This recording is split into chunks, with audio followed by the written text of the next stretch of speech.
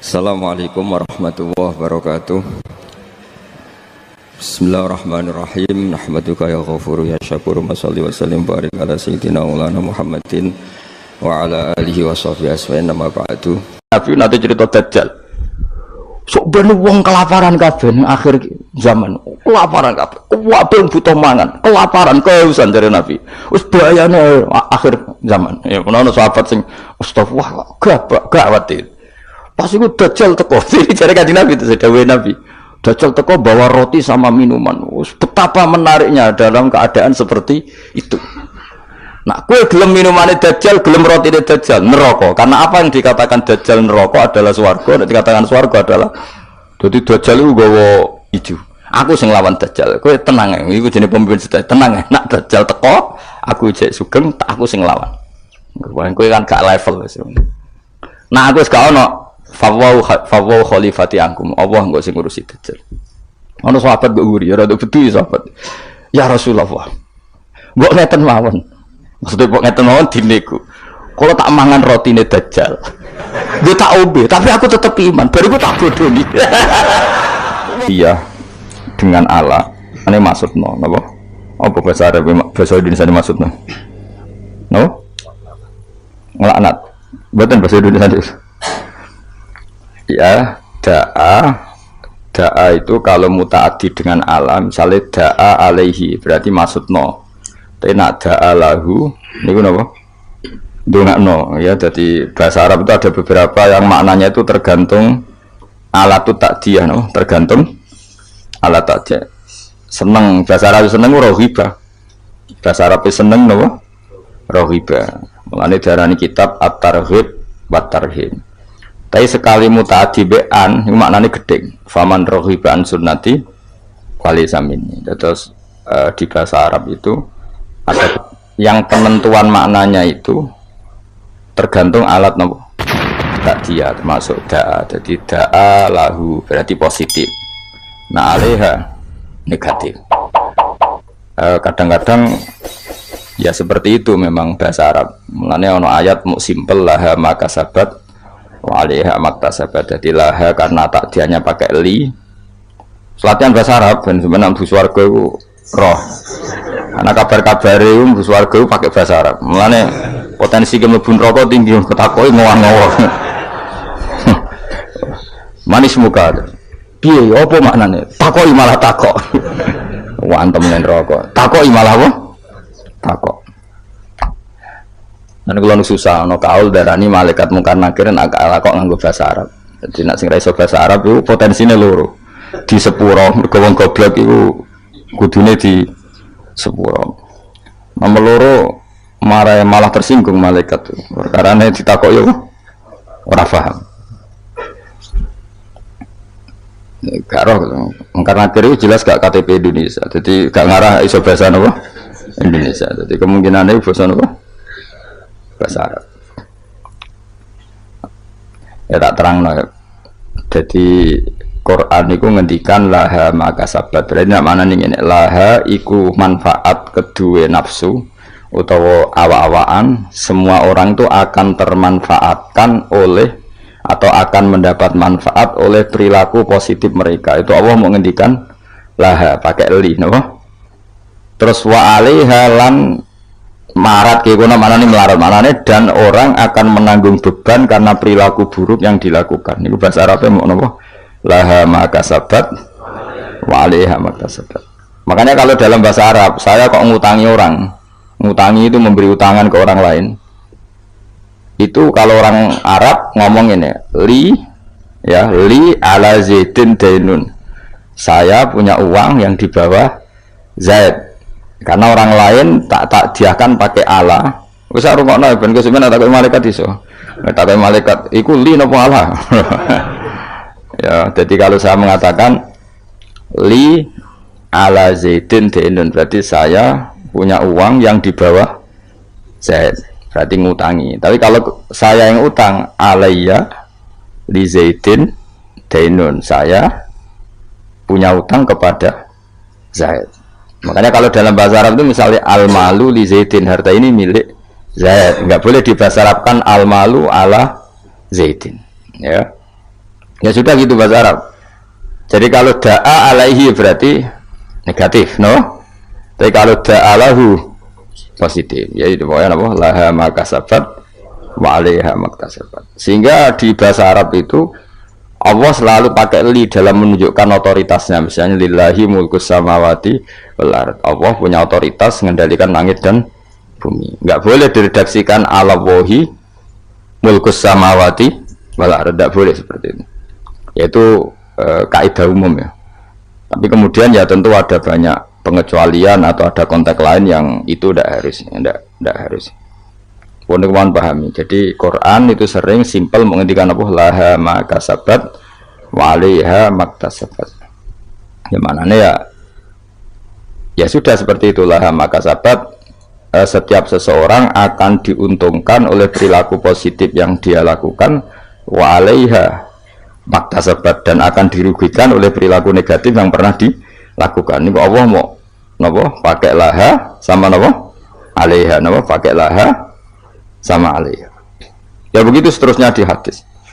Sehingga perdebatan ulama kalau maknanya hadis itu termasuk itu. Jadi apakah ala ta'diyah itu menentukan? Ya jawabannya iya, karena kalau rohiba misalnya seneng, itu orang Arab darani rohiba. Berarti at-targhib fi sunnati Rasulillah, seneng sunnah Nabi. Tapi sekali ta'diyahnya itu maknanya benci kayak terus wa may yarghabu Amillati Ibrahim illa man safiya nafsa. Tidak ada yang benci aturan-aturan Nabi Ibrahim kecuali orang sing bodoh. Illa man safiya nafsa. Kata setengah hadis faman rohiba an sunnati falisamin. Itu sekali alat takdiannya an diganti li. Itu faman rohiba li sunnati itu maknanya seneng. Jadi itu bahasa Arab.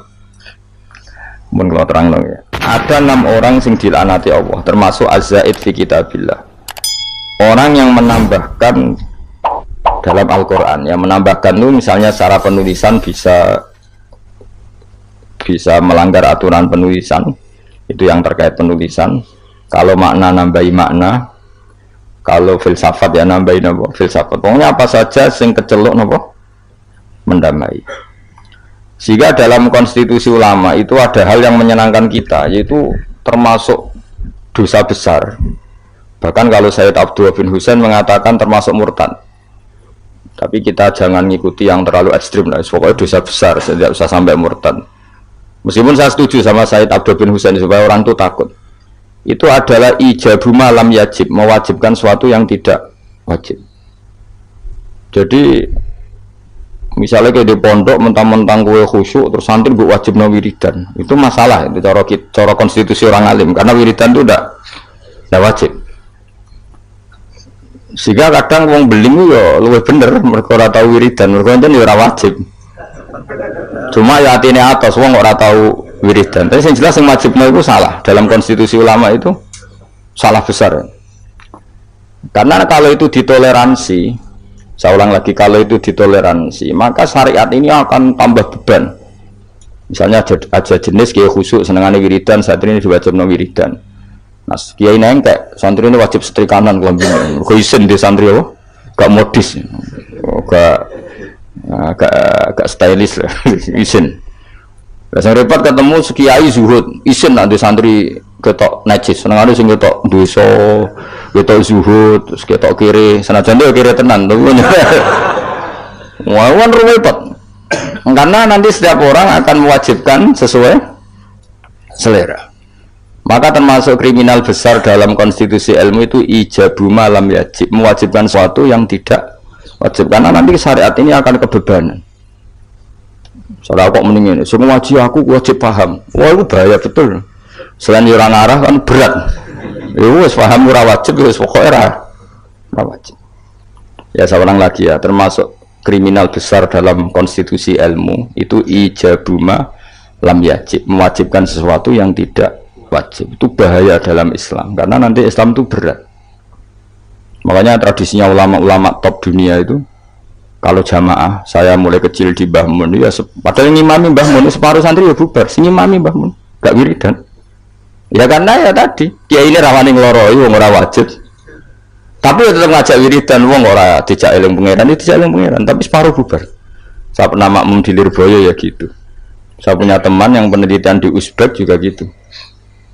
Jadi kalau nak maghrib di Mami Mustafa kesunatannya sing separuh nopo bubar. Bila perlu 99%. Itu bukan demonstrasi, implementasi dari menghindari ijabuma lam yajim. Tapi orang boleh menuduh itu bukti railing pangeran. Itu juga nyata. Memang ya railing pangeran tenan sebubar-bubar gitu. Tapi memang berat. Apa? Kalau itu ditoleransi itu berat. Agama ini jadi berat. Coba kan kiai itu tipikalnya kan macam-macam. Ono sing seneng wiridan, nanti bisa saja muridnya diwajibkan ono sing wengkek. Stylish, carane ketunan ngene, carane kelambinan ngene, wis pokoke mugo isin dene di santri ketok desa. Ono sing repot sing kiai sing seneng zuhud. Santri maca ora oleh, santri kudu ketok melarat. Terus ini semuanya jadi aturan. Itu berat Islam. Napa? Berat. Sehingga mulai dulu itu masyhur itu kalau nanti cerita tentang mriki. Ada bin Mas'ud kok ana wong duha bendino, wong disuweping. Kowe kok nyanyi salat duhur. Maksudnya wong duha kok lakoni bendino berarti posisinya koyo salat disuweping. Abu Bakar lebih parah meneh pas ada hari puasa itu. Puasa Arafah, pokoknya puasa pas puasa enggak wajib. Bujune iku mempersiapkan buka sahur. Iku kila itu sampai kudur-kudur itu bangsane cara saiki golongane apa itu alat-alat masak itu dituduki Mbak Abu Bakar karena kamu menyaingi fardu. Napa menyaingi fardu? Jadi dulu lama itu masih orisinil karena agama ini sudah berat. Jadi kalau ada ijabu malam yajib mewajibkan sesuatu yang tidak wajib, ini bebannya malah berat. Nah tentu selalu ada ulama yang ijtihad. Ijtihad itu misalnya takut wong railing pangeran terus diharuskan wiridan. Mulanya jom geman gue muni wajib di bahasa Indonesia wae. Jadi kalau nak ketemu Said Abdullah bin Husain sing aran Sulam Taufik, lho kok wajibnya wiridan? Mboten wiridan gitu, harus. Sing aran ku wali kutub, sing aran Sulam Taufik wali kutub jenis Said Abdullah bin Husain bin Tahir. Kulo nu mboten pernah enggak baca kitab itu. Sampai sekarang yang baca saya sendiri Sulam Taufik.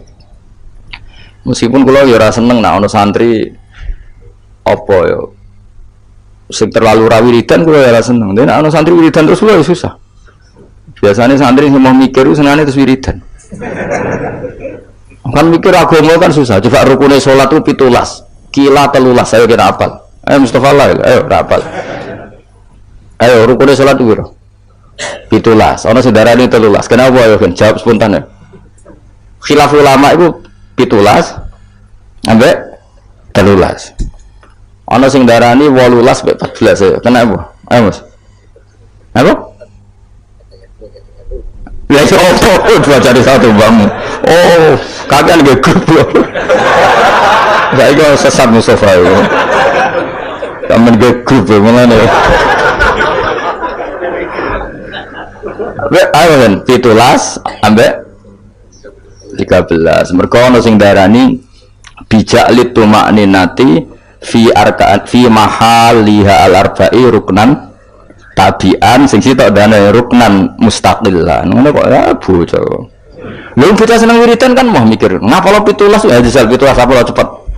Lah aku wis wong alim sibuk aja apa lah ya. Nomor siji apa? Niat. Terus. Ayo jawab. Takbir apa qiyam sih? Ayo. Apa ben nggih? Takbir apa qiyam sih?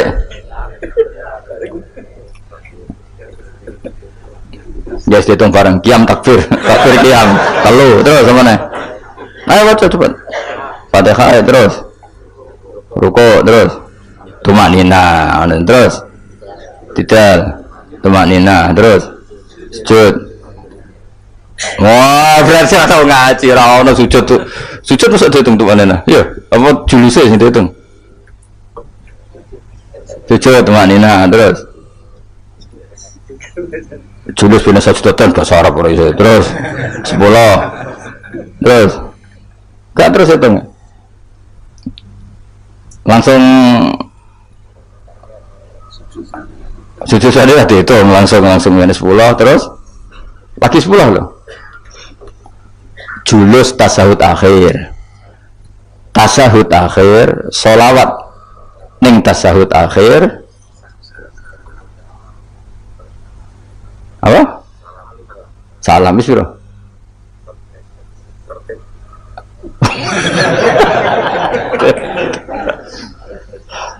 Misalnya ngono kan gak seneng bocah, ada wiridan kan.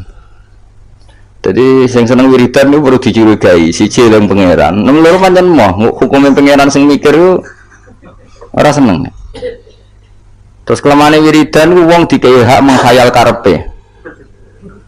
Saya kepen di bojo ayu nu solusine kan ya wiridan. Kepengen sugih nu ya solusine.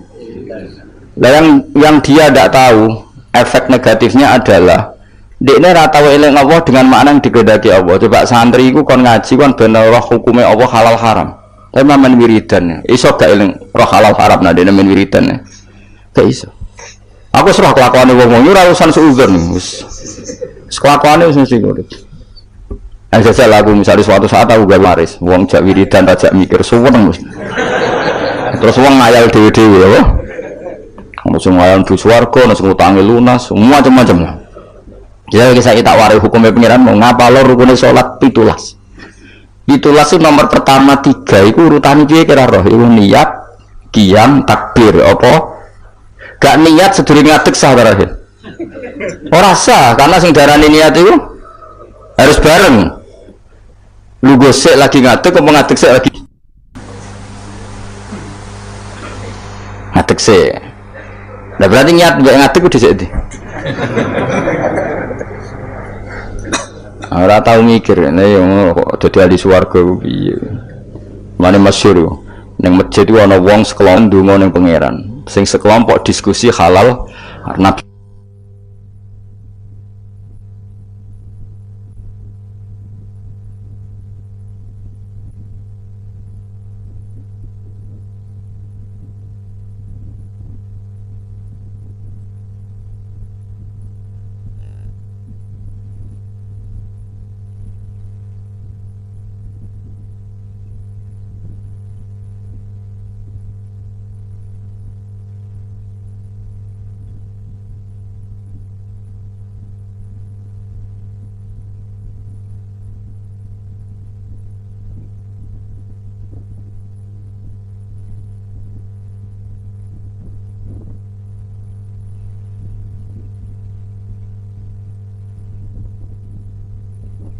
sulus.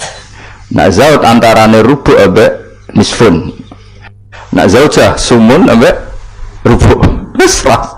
Wah, poai bagus. Pusing. Padahal hukumnya pangeran, apa? Ya jelas hukumnya pangeran. Saiki belajar hukumnya pangeran mbek wiridan dhuwur di. Udah belajar hukumnya pangeran sembrono.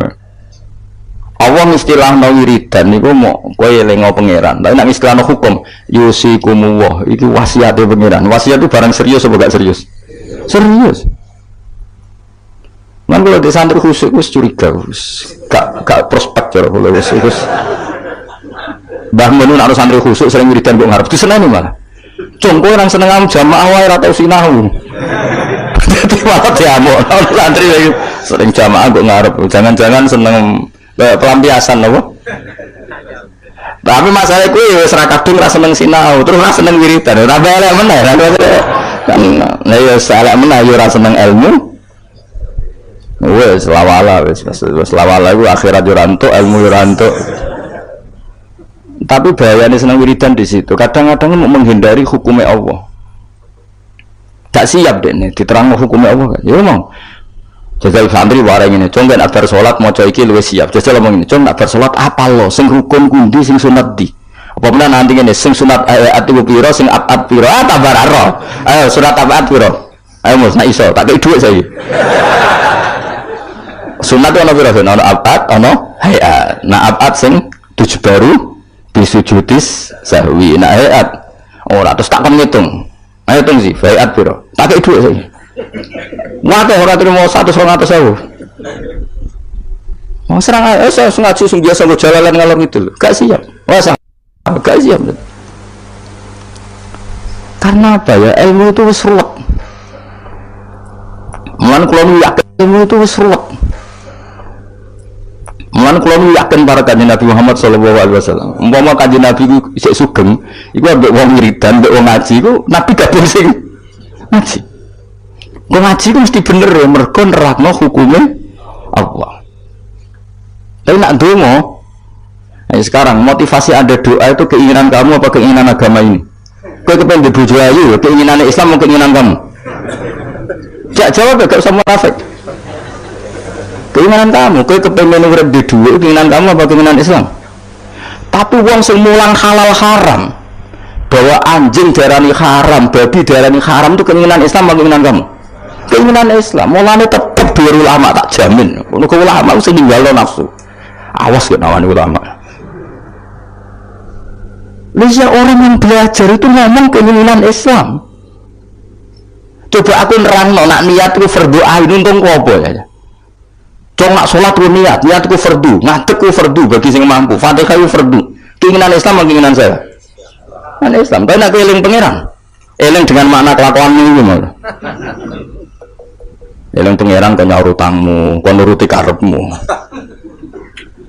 Ayo jawab. Lu gak usah beti yang menjadi kelakuanmu semua, lu biasa ya. Mulanya tobat ya, lewat ngaji ini tobat. Maksudnya wiridan tapi wau sak kadare, baru ku belajar halal haram. Kandane nang ngomong. Wong alim tuh orang yang paling ngomong tentang keinginan Islam. Untungnya apa jajal kayak kula niku jujur nerangno niat itu fardu. Nek ora niat salate gak sah. Maca Fatihah fardu. Nek ora maca Fatihah salate gak sah. Itu keinginan Islam. Tapi aku donga ya Allah, kula kepengin murid sing sopan, sing nurut. Itu keinginan. Akhirnya seru kira aku duwi lu. Tapi ya lucu deh, sopan ya lucu. Mulane kalau biasa sopan ada apa? Sopan. Dosa kan ya sopan malah. Oh, dadi nek tason kok gawe-gawe wis bakate ora sopan terus wae biasa wae. Ya saya ulang lagi ya. Wong kudu mikir.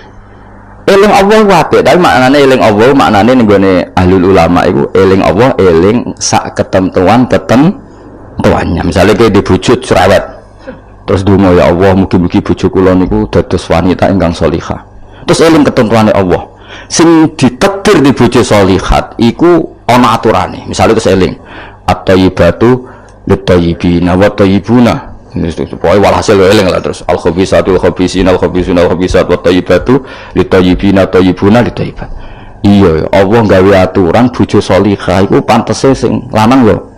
Soalnya akhirnya mikir mboten sidorian Gusti.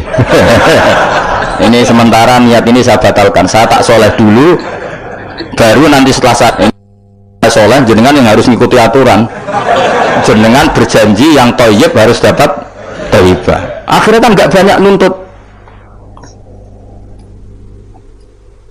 Gue kepenting anakmu alim soleh hafal Quran, terus gue kudu nuntut. Lah aku ngapal ora tau zaman pondok beling kok kepengen anak soleh. Iki wis sumbut ta ora? Akhirnya mikir, Gusti saya dulu tak soleh dulu, tak hafalkan Quran dulu baru donga anak. Kamu ini kan enggak, kowe goblok trauma mbok goblok anak mbok plekoto dadi wong pinter. Lah ini sebetulnya dendam apa kuapok melarat terus anak mbok peksa dadi sugih. Wong sing ngapok kowe kok anak dadi korban. Itu keinginan apa keangkuhan? Jadi wong itu tuh mikir, tapi nak hukum itu tidak seperti itu semua. Kan kalau nak bilang alim hormat. Ya donga sak kadare, jenenge wong njaluk pengirane sak kadare. Teng nomor 1 ku eling hukume Allah. Ya mau. Ketika ada diskusi ilmu nerangno faraid misalnya, di pojok masjid nerangno faraid. Nak ana mayit mati, iku umum bagiane sakmene. Ibnun sakmene, bojone zaujun sakmene. Untungnya apa wong iku sing mati ora keluarga deh. Untungnya menerangkan ketentuannya Allah Subhanahu. Nak kowe mojok donga, jajal takoki, kenapa kok donga ngantos nangis? Utang kula kuat. Tentu kualitasnya, makanya Nabi gabung sih menerangkan halal haram. Ya ruwono. Kita udah siap kabeh. Menurut aku ngerti kelakuan lu mesti seneng. Nah, aku serah. Ya tapi tetap donga, tapi ya sak kadare.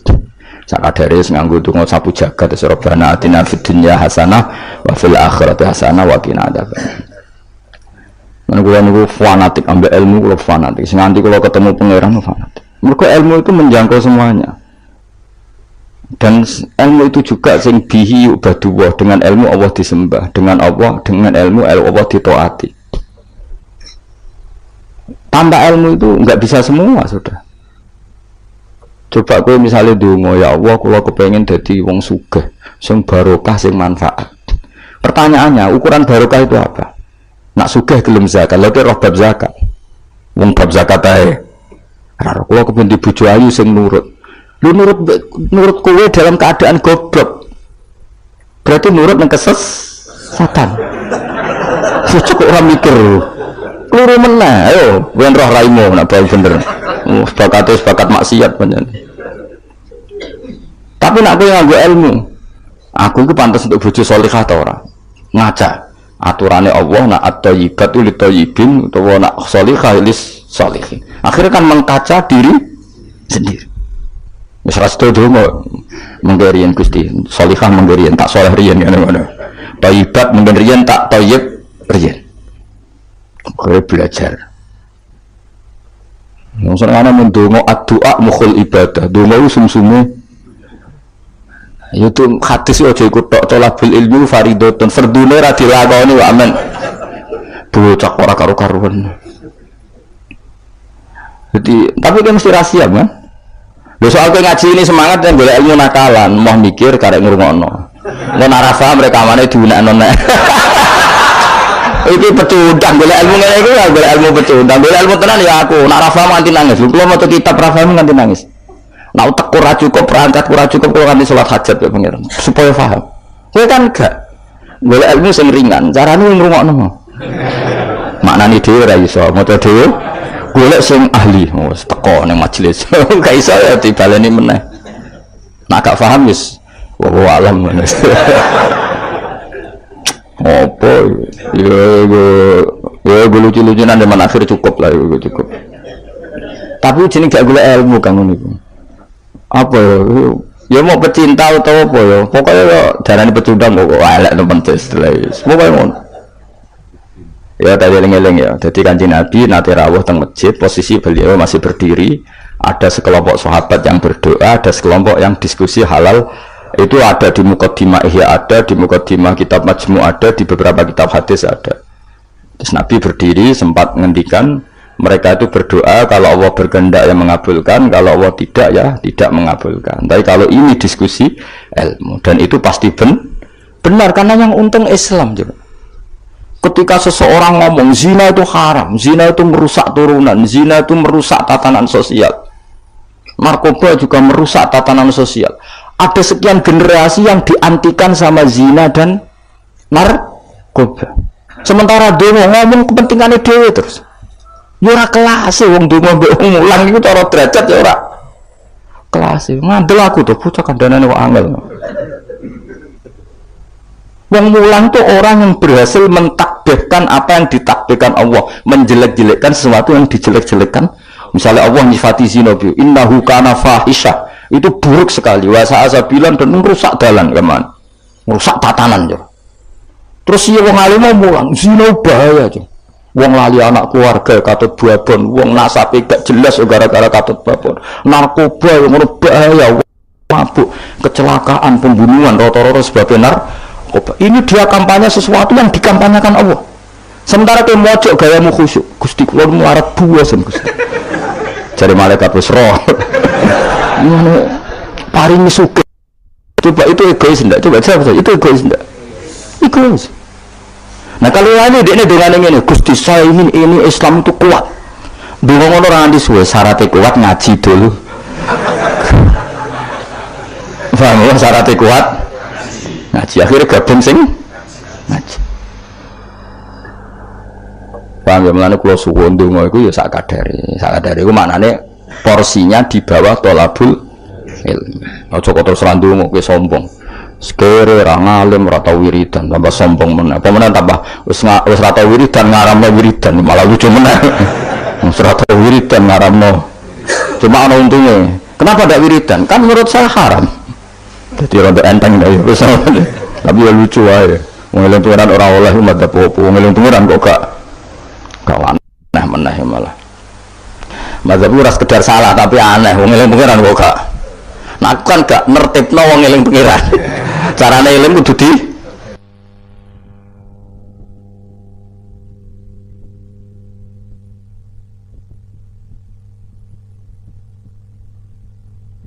tertibno. Gak cara gampang ngene, kowe eling Pak Jokowi, ta eling Pak SBY, ta eling Pak Harto. Terus mau eling ngene tok lucu gak misale.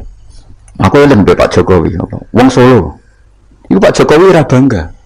Tapi nak mbok eling karena gawe tol, karena gawe bendungan. Sing dilingilah kan bangga, mergo sing dilingi prestasinya. Misalnya Mustafa tak elingi, kowe eling Mustafa eling. Wonge pokoke nak ngaji mbok ngarep wis tuwa nak ngaji turunan. Mangkel gak? Mangkel. Kowe eling rogene eling wonge gedut nak ngaji mbok pamora pokoke guyu banter. Kan mangkel. Tapi nak dieling-eling dari sing apik, kowe eling rogen. Wah iku munasabiqinal awwalin. Kan keren apa? Mustafa minasabiqinal awwalin. Padha terus kerennya apa? Misalnya Allah mbok eling-eling mau prestasi Allah iku nuruti kowe iku kepengin dibojo ayu, kepengin ndoma apik. Allah kok bocah bakas. Cara bocah-bocah Jawa ini cara bahasa gaul bocah bakas barang-barang sing cemen apa? Makanya Allah itu kalau nyeritakan zatnya itu yang keren-keren. Aku sing gawe langit bumi gawe srengenge. Misal Allah sing gawe bojone Ruhin. Kan yo keren tapi kan terus gak gaul lah maksudnya. Paham tak maksudnya? Jadi yang pangeran lah kudu ditertibno, maksudnya dengan sifat sing keren. Lah ya bayangane ngono, wong eling manusa wae, wong seneng nganggo sifat keren. Iku mulai disebut walillahil asmaul husna. Eling pangeran nganggo sifat-sifat sing agung. Walahul matsalul a'la fis samawat. Allah itu punya sifat-sifat sing al-a'la sing sangat luhur. Terus Allah mbok sifati mo. Kenapa ke sugih? Wah aku tahu. Iya aku ndonga terus ben sugih. Mulane dituruti pangeran di dunia akeh. Dunia ku barang sepele. Tapi nek aku ngomong ini, Indonesia itu negaranya tertib. Barokahnya masyarakat menjauhi perzinaan, menjauhi narkoba, dan itu karena didikan agama. Kan keren, Allah mbok sebut dalam konteks besar. Nah, orang alim itu orang sing mentakbih apa yang ditakbihkan Allah. Iku Allah ketika sifati zina bi innahu kana fahisha, sangat buruk. Wa sa'ana wa sabila. Pembunuhan juga gitu. Siapa yang membunuh orang mukmin yang tanpa hak maka diancam neraka gini-gini. Ya jelas ya kula suwun ya, pokoke wong kudu seneng ilmu.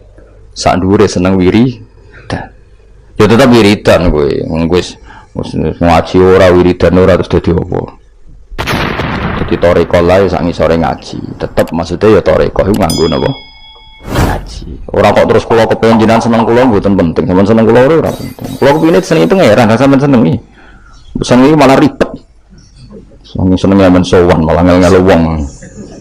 Sowan Yayu pas ngaji tak kandhani, sowan Kiai nak ben barokah pas siji ya kiainya sudah milik publik, suasananya ngaji. Lah nek sowan paling terus suasanane jamin rawuh. Sehat nopo mboten gak sehat gak kelar ini aneh-aneh ngono. Mesti takokane iku barang-barang ra penting, bener kok?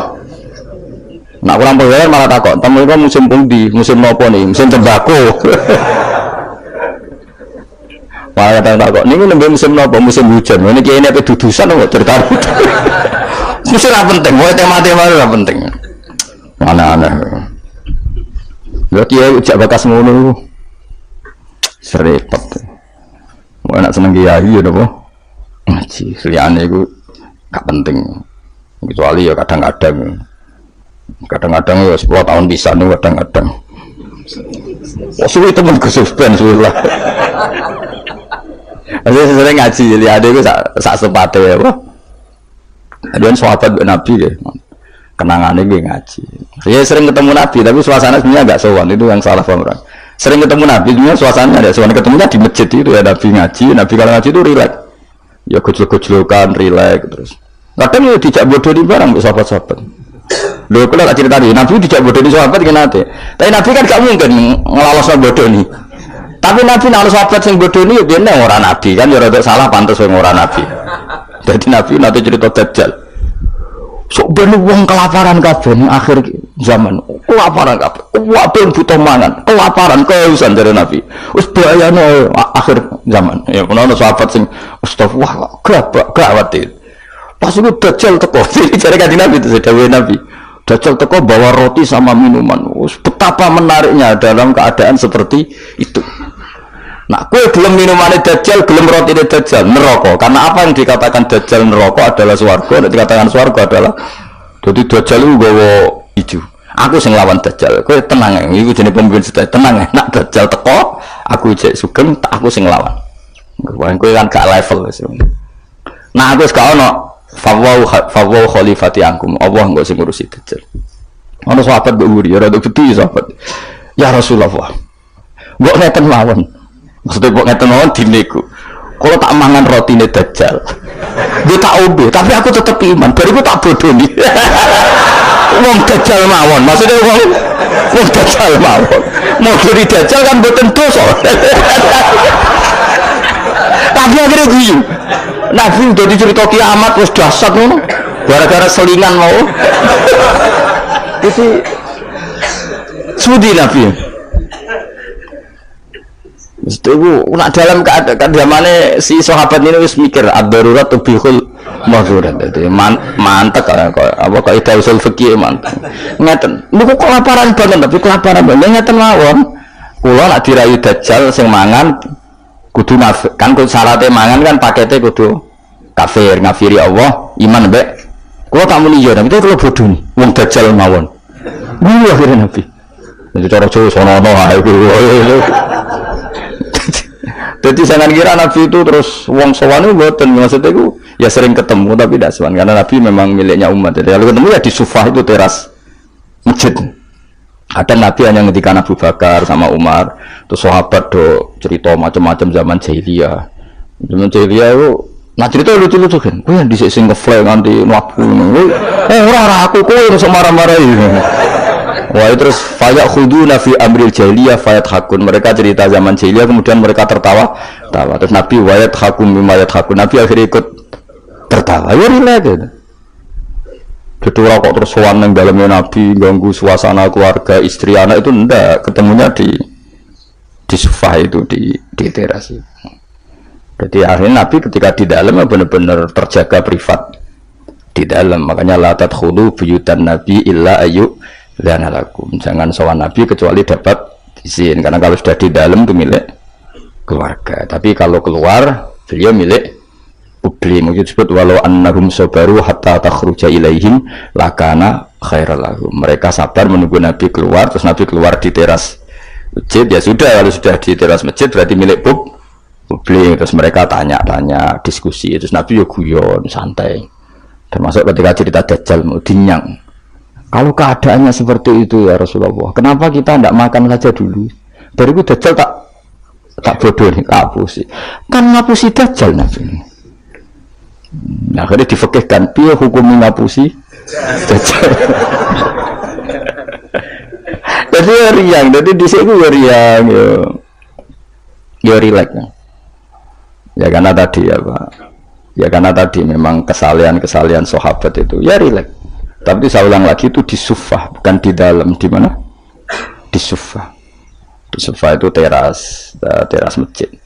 Itu Nabi kalau sudah di situ relax sekali karena ya sampai macam-macam sampai pertama di syariat nol celono ngerti ya celono sarawil itu celono ya gara-gara itu Nabi bening masjid itu kadang sahabat keturun terus yufdi farjahu ila sama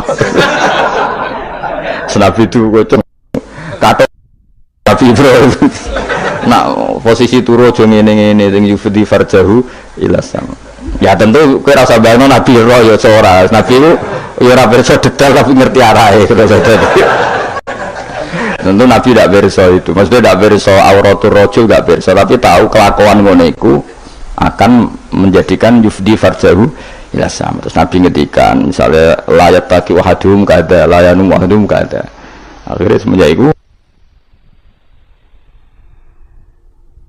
disyariatkan celana besar-besaran sampai Nabi ngedikan sarawil itu libasu abikum Ibrahim karena pertama penemu celana itu Nabi siapa? Ibrahim kalau dalam khazanah Islam makanya terus ada wong Arab itu ya jubahan, ya sarungan, bariku ijek celana. Terus adanya kiai-kiai kuno juga pakai apa? Celana. Maksudnya ini sempat ya memang celana. Jadi lebih apa ya? Lebih astar ya, lebih yang ditutupi lebih banyak. Jadi Nabi itu rileks. Lagi-lagi itu kan Islam. Bakas aurat menguntungkan Islam, bakas halalnya nikah menguntungkan Islam, bakas ngeritik zina menguntungkan Islam. Sementara orang berdoa orientasinya dirinya tentu baik ya, tentu baik. Kalau baiknya sih baik, tapi enggak kelasnya dibanding yang mengajarkan halal haram ya. Tentu berapa enggak kelasnya, seorang tidak kelasnya dibanding yang ngendikan apa halal haram. Wonder mbok simbolo dhewe. Lho ora penting, cangkemmu sing ngomong ngono sapa bocah. Oh, kok angel temen bener kok kowe. Angel nerangno wong bidol kok angel. Senengane nyimpul, ngaji ra paham kok. Amit-amit tenan saiki. Wis tapi resiko dadi tokoh wong do nyimpal aku kadang wong aku sing duwe narasumber ra paham ngono kok terus do nyimpul paham dhewe bingung. Tapi swakada amruhe kodorom medur, pangeran kersane ngono wis. Repot. Tapi ben iku sing rame-rame dunya. Lu ngaji ora paham senengane apa? Misalnya terus jadi doa itu enggak penting, yang penting ngaji. Ku ngaji ora paham. Wis wae simpel, wis pokoke mau ngaji mau rungokno. Aku ora paham setel meneh. Wis ngono ae bar ku wis ora usah nyimpul wis bar wis. Ribet kemarin. Ya oke mulai ya dadi eling-eling ya, karena kelebihannya orang menerangkan halal haram tadi, dia ngomong atau mengkampanyakan apa yang menjadi keinginan Islam. Keinginan Islam tentu apa? Ingkarul mungkar, mengingkari barang yang seharusnya diingkari dan melakukan satu kebaikan, dan itu hanya bisa dijelaskan dengan ilmu. Misalnya barokahnya nikah, orang jelas anaknya siapa, sehingga yang berkewajiban nafkahi siapa. Barokahnya nikah, ini istrinya siapa, yang wajib menafkahi siapa jelas. Tapi kalau zina, ini anaknya siapa gak jelas, istrinya siapa, maka terjadi kekacauan sosial. Nah, akhirnya Islam itu bangga be wong alim perkara nih, dia yang bisa menjelaskan hikmahnya Islam mengharamkan zina, mensyariatkan nikah. Nah orang tua kan gak terus mojok Gusti kula nyuwun bojo ae, terus kan bojo mayu piye? Kan semuntung gue tak umpama disebadani pengiran semuntung kan. Untungnya Islam apa? Beda dengan penjelasan pentingnya nikah, haramnya sifat atau haramnya terus gue nerangno, oh barokahnya nikah, Zainab milik siapa jelas, Sri milik siapa jelas, anaknya anak siapa jelas, kewajiban nafkahnya kepada siapa. Coba kalau perzinaan, anaknya siapa enggak jelas, wong sing urun akeh. Iku anak sapa? Nak delok keriting anak iki tapi didelok kan dadi bingung.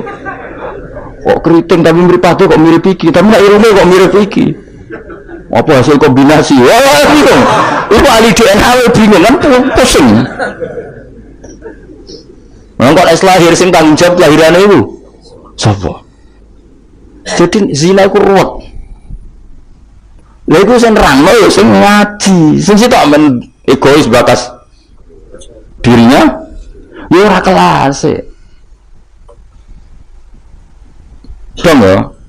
Awas kena mbok simpul to. Cara Gus Pak donga ora penting mbahmu sing ngomong ngono wis apa. Coba senengane hok. Akan ke grup apa mau.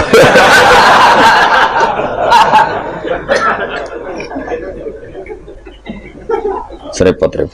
Angel nerangno kowe bang. Muga disepuro pangeran. Gak disepuro ora apa-apa, kelakuan ngono kan. Mun wae terusno ya. Pokoke ngaji ge, pokoke nomor 1 ku napa? Ngaji. Piye ngaji ku dadekno ilmu. Ilmu iku pertama sing disebut Allah ketika nurono surat Iqra. Allah nu pas nurono surat Iqra mboten bakas donga, mboten kan nomor dibakas ilmu. Iqra bismi rabbikal ladzi khalaq khalaqal insana min 'alaq. Baca itu menjadikan tahu. Dan ketika Allah mengenalkan sifatnya, sifat yang pertama dikenalkan diantaranya apa? Allamal insana malam ya'lam. Jadi Allah itu mensifati dirinya apa? Mengertikan manusia sesuatu yang manusia tidak ngerti. Jadi hubungan Allah dengan manusia pertama apa? Hubungan ilmu. Dari tidak tahu ditahukan.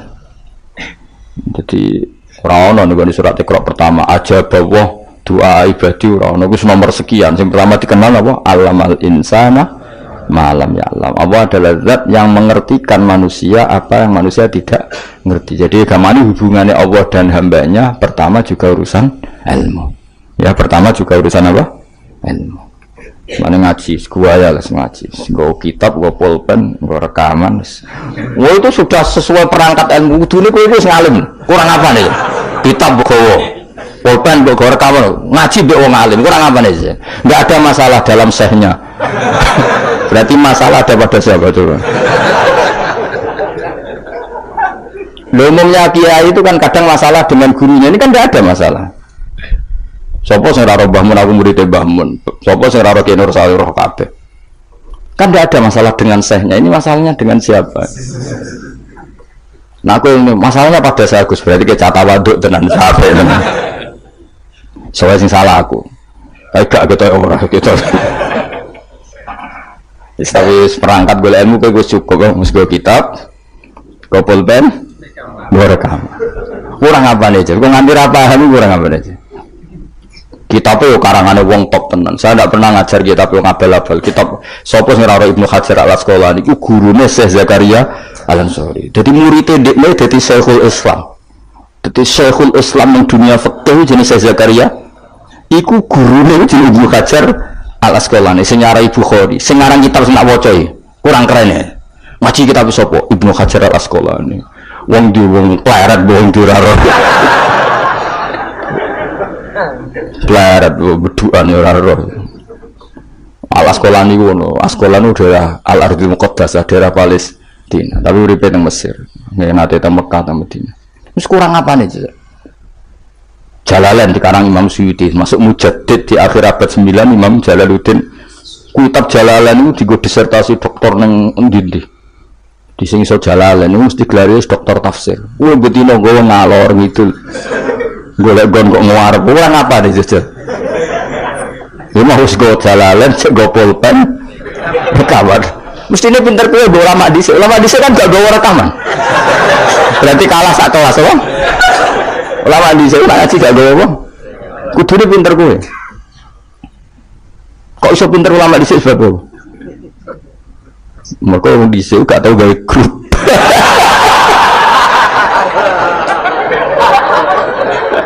Oh, nah. Ngaji rafatin. Ngaji aman. Gawe masyaallah ya samet amen. Men kenalan wis. Serapa apa zaman akhir wis. Arasane silaturahim. Mempererat tali apa? Repot. Ya, sing jelas iku lho kulinakno ya aja disimpulno. Mergo kesimpulan itu subjektif. Jadi misalnya gini ya, beda ya. Saya itu sangat mencintai, bukan sekedar mencintai, sangat mencintai guru-guru kita. Ya, saya ini rungokno tenan ya. Saya sangat mencintai guru-guru kita, ya utamanya guru-guru kita kayak Mas saya Sarang, Mas saya, ya semuanya semua Mas saya termasuk Lirboyo, Beloso, Sidogiri, semuanya Kudus, Kajen, Kerapiak, semuanya kita mencintai, menghormati. Juga sangat mencintai NU, saya juga mencintai Muhammadiyah, semuanya kita cintai. Cuma kadang-kadang kita mau tidak mau harus beda satu bawaan pemikiran, kadang bawaan zaman. Nah karena beda itu kita ngeritik, tapi ngeritik kan sebetulnya di hal itu saja, di hal kemudian orang menyimpulkan miranya dalam semua hal. Sehingga ulama mulai dulu mana tidak terima bahak hadis Nabi butuh penjelasan karena Nabi nak duko itu kadang ngendikan laisa minna, tidak termasuk golonganku orang yang pernah menipu.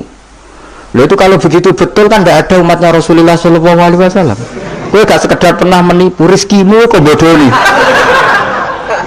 Orang terima sekedar pernah, rezekimu kok bodoni. Wah itu laisa minna ini tidak ngamek.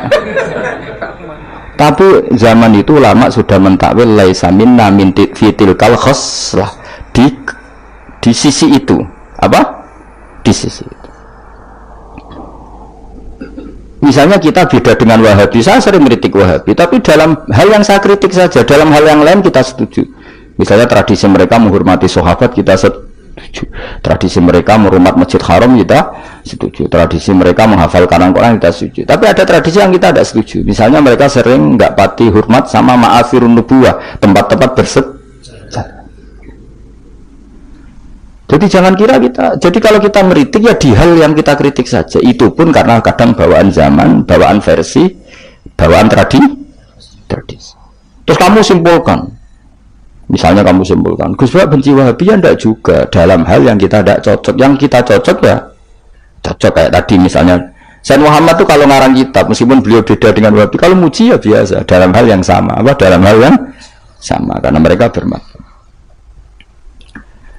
Ya misalnya Nyon Sewu, misalnya pengajian umum, saya juga suka dari segi syiar, dari segi apa? Syiar. Tapi ada hal-hal yang memaksakan, itu mesti saya kritik. Wong karwan kiai cilik ning desa kok pengajian akbar. Akhirnya panitiane door to door rong wulan sedurunge pengajian. Angger wong ditari. Tapi kalau sudah levelnya memang pondok besar, buatnya besar, keuangannya besar, itu kan memang nggak berat. Tapi kalau yang desa-desa pengajian gede, rong wulan atau 3 wulan oleh door to door itu. Wong anti agar wong dijalukin apa? Sudah. Padahal kampung situ nggak butuh pengajian besar karena wong butuh cek mabadi fikih. Lalu apa ngundang kiai level apa? Nasional. Tapi karena panitianya yang angkuh. Nah seperti ini harus dikritik. Tapi bukan berarti kita membenci. Karena ada sisi baiknya. Misalnya nah nyimpulkan resikonya gitu. Misalnya ada orang alim soleh ketemu wong ayu di jalan tanya, sanging pundi mbak, sanging mriki. Sebetulnya ini murni hakul jar. Karena tetangganya dia takok. Berarti muamalahnya hakul. Terus wong alime ya terbatas. Oleh delok ora kok ngarep ngisor nganti dhuwur sak kadare. Terus bareng Ruhin roh, oh nak ngono jagoan mbek wong ayu ku oleh. Wong aku tahu ketemu wong alim ya jagoan mbek wong. Ayo, lah itu jenenge kesimpulan. Kan terus sakarepe dhewe jenenge nyimpulno iku sakarepe. Di saya ulang lagi ya, ini sebagai napa? Kita niru Rasulullah sallallahu alaihi wasallam. Wong mukmin kabeh kudu salimus sodri, napa? Salimus terus selamat dadane. Kalau hormat sama semua orang se-Indonesia yang memberi kontribusi pada agama ini, saya hormat. Cuma bawaan kita beda itu dalam hal itu, apa? Dalam hal itu. Ya misalnya, ini nyuwun sewu, misalnya saya dengan tokoh-tokoh besar itu yang saya sebut itu saya hormati semua. Dengan tokoh yang kita mungkin cara zahir beda kita hormat. Cuma mau tidak mau memang kita kadang kritik, tapi itu bukan bawaan kebencian, bawaan tadi kondisi, no? Misalnya gini yang saya tetap menghormati semua siapa saja memberi kontribusi pada agama ini, baik yang terkenal maupun tidak, yang tersembunyikan namanya maupun tidak. Saya sampai sekarang masih punya adat sowan kiai yang nggak terkenal tapi memberi kontribusi pada agama ini, saya hormat. Tapi yang tidak terkenal juga punya sisi negatif sebetulnya, karena orang nggak bisa mengakses karena tidak. Yang terkenal punya sisi positif yaitu syiar. Tapi resikonya biasanya terrutinkan hanya ngomong-ngomong ketika ada acara besar. Tapi hariannya kurang bagus biasanya karena fokus apa? Ya fokus kebesaran tadi. Kalau yang kecil biasanya hariannya bagus, bikin madrasah, bikin dunia, tapi nggak mudah diakses karena nggak terkenal. Ya itu bawaan manusia plus minus seperti itu. Tapi kita semua ingin salimus sodri, apa ingin salimus sodri, ingin. Makanya kalau nu sering niki cerita salimus sodri didikan Rasulullah Shallallahu Alaihi Wasallam, didikan Kanjeng Nabi. Saya hormat sama tokoh, termasuk tokoh negara. Saya hormat siapa saja karena tetap menjaga kestabilan, menjaga apa?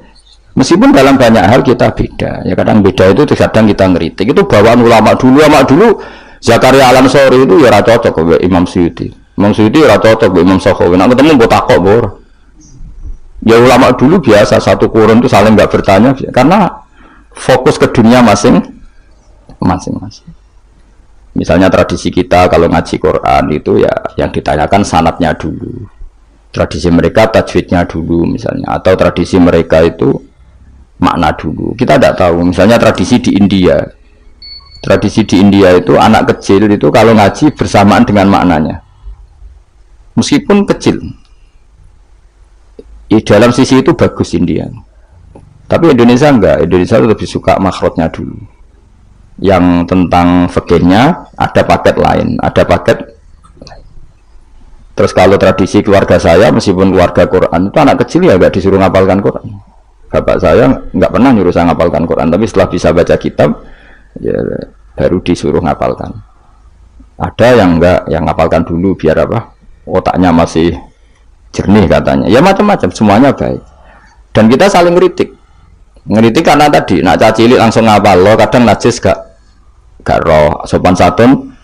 Yang fatalnya lagi kadang akidah Ahlussunnah wal Jamaah gak ngerti. Jadi ada lucu kan akhirnya hafal Quran tapi akidahnya tidak Ahlussunnah karena gak pernah dikenalkan Ahlussunnah. Tapi sisi baiknya karena masih kecil gampang apa? Hafal, kemudian orang tuanya niat benain akidah Ahlussunnah. Ada yang sebaliknya dibelajarkan Ahlussunnah dulu baru ngapalkan. Mungkin sisi negatifnya mungkin deh. Nak isu teke tua-tua ngene iki kan. Kowe gelem mesti ngapal Quran store wae. Nak rawat ini diakhiri wal asri. Amma yatasaalun anin nahfil azim wa apana. Innalil muttaqin. Kalau sering nampak setoran orang tua-tua itu lucu-lucu. Orang tua itu sampai mati husnul khotimah, wah dengkus kula wis tua, tapi kemudian setor Quran mbek jenengan. Tahu tak turuti. Rata-rata orang jus nyerah. Dereng enten sing langkai 2 jus. Kadang nyerah setruk, kadang mati macam-macam lah. Apa ya teke wong tua itu beda. Padahal maca. Tapi saking dalam jari piye? Dadi ini lafate ku aneh. Mau mana nak maca fam baca fam oh. Bulan. Wasama idatul khubuk tuwa khibuk mbah. Sebab larani mbah mah pusing kula mas.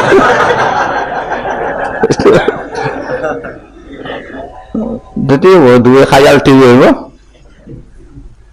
Ya seorang lagi ya kita tetap diru keinginan Rasulullah sallallahu alaihi wasallam wong mukmin ku salimus sadri napa salimus sadri sehingga niki tenan kula maklumatkan kula niku hormat siapa saja yang memberi kontribusi pada agama ini saya hormat tapi kalau ngeritik bukan berarti kebencian karena tadi ada sisi yang kita harus ngomong untuk menjaga kestabilan jalannya hadhis syariah.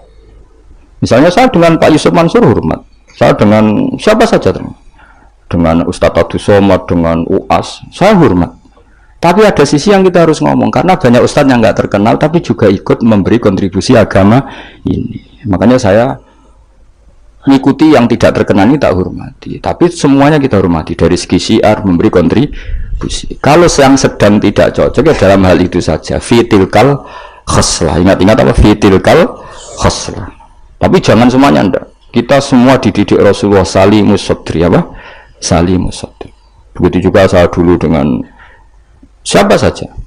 Asal tadi semuanya itu demi niru Rasulullah sallallahu alaihi wasallam salimus sadri. Napa? Salimus sadri. Fal mukmin salimus sadri. Kita dalam hal misalnya masyarakat senang saya berlebihan. Misalnya orang Jawa Timur saya suka dari segi senangnya kiai. Tapi saya juga sering kritik orang Jawa Timur. Meskipun yang senang saya lah. Ojo berlebihan, karena kalau berlebihan seneng dia terus sering sowan. Kadang anggaran gue belanja digo sowan. Sebenarnya saya bukan ngeritik sowannya, sejak anggaran belanja salam no template itu terus aku mau itu piye. Nah, kadang ini tak takoi kan sowan aku rombongan bis tak takoi. Lu lari-lari buatan sekolah, buatan apa-apa Gus, yang penting sowan kiai. Lah bocah kok diajari. Lah ngono iku rombongane kadang 3 dino, berarti borot itu. 3 dino. Jadi saya kritiknya itu dalam hal itu saja, tapi mahabbahnya kita seneng, tapi kefiahnya kadang tidak cocok. Ini perlu dicatat. Jadi hanya seperti itu. Kalau jenengan ini seneng ngaji ya seneng, tapi tetap sama tak kritik. Karena tadi wis gawa 3 perangkap kok gak paham. Wah, nih wis gawa kitab, gawa pulpen, gawa rekaman. Ini kan sudah mengalahkan ulama dulu. Karena ulama dulu tidak bawa rekaman. Tapi kok ilmunya jauh ini ada apa ya?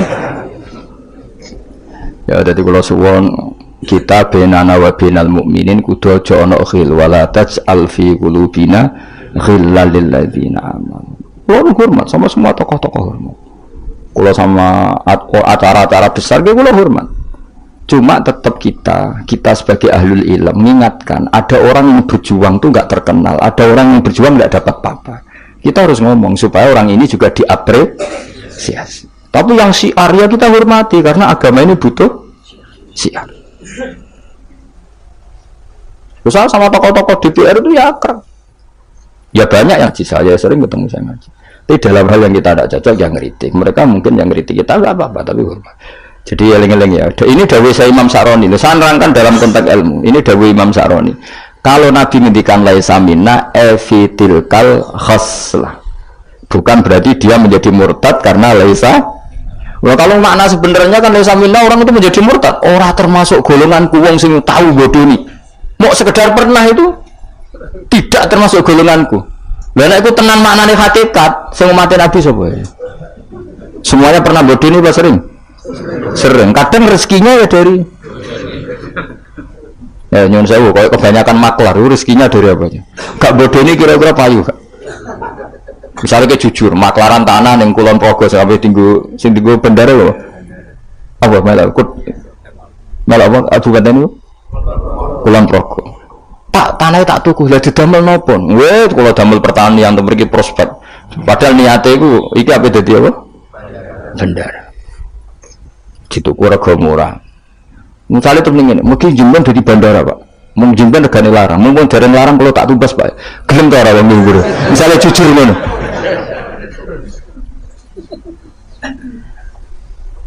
Misalnya ono wong sponsor umroh, ayo umroh nang Rasulullah, dan aku suka, mereka nak ono umroh aku suka, gak payu umroh, tapi nak mending ini, wong kudu kangen Nabi, kangen Ka'bah, wong orang kangen Nabi Ka'bah, caranya kangen dia umroh. Mandidi, sing jujur sing rapati jujur. Ya jawab bae kira-kira. Mandidi.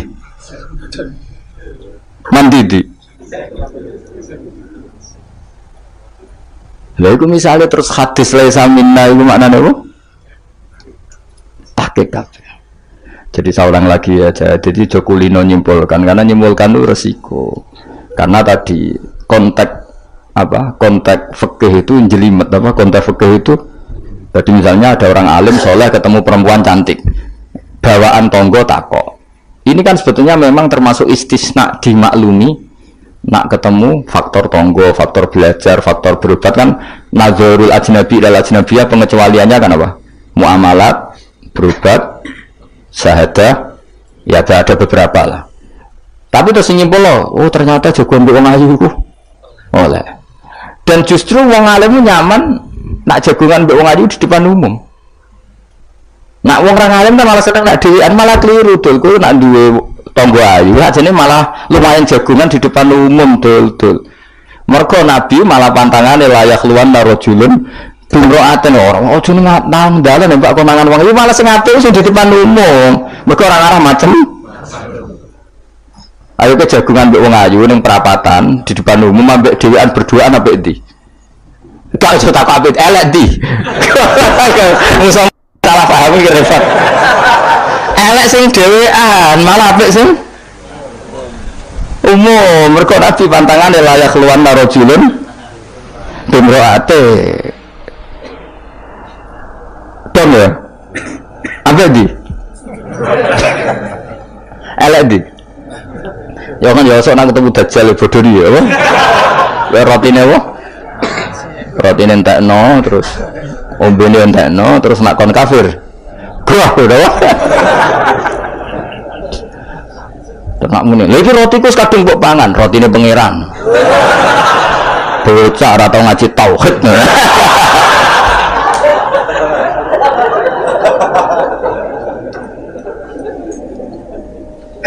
Ya jadi saya ulang lagi ya. Jadi kita sama semua yang memberi kontribusi pada agama ini kita hormat. Cek terkenal, cek ora terkenal. Tapi dalam hal yang kita tidak cocok kita harus ngeritik. Tapi jangan kebencian. Seolah lagi jangan. Karena kalau nggak ada ngeritik repot kayak tadi. Saya yang ketermaksa ngeritik wiridan. Mana ada orang soleh ngeritik wiridan? Tapi harus saya ingatkan sebagian orang eling pangeran itu sebenarnya eling nafsunya sendiri. Dia ngajukan proposal kepada Allah. Gayanya wiridan tapi sebenarnya ya itu tuh. Lah nanti ini senang Allah tenan dijak bakas halal haram kan suka. Mereka itu ketentuannya Allah Subhanahu. Malah kadang mendingin ngaji halal haram ra penting, sementing ndonga. Mergo ndonga mukhul ibadah. Mendarani ngaji ra penting kok sarap, ngaji kok ora penting. Jadi karena sama-sama berlebihan ini kita sebagai orang alim harus ngomong. Akhirnya kita proporsional. Yo ndonga ku sak kadare tetep di bawah ilmu. Saya ulang lagi di bawah ilmu. Jadi ngamane ndonga bar salat wapalane akeh. Bareng takoki rukune salat yo sak kiai takoki. Kowe bar salat wiridamu akeh, bareng takoki rukune salat piro? Mikir, tak warai 17.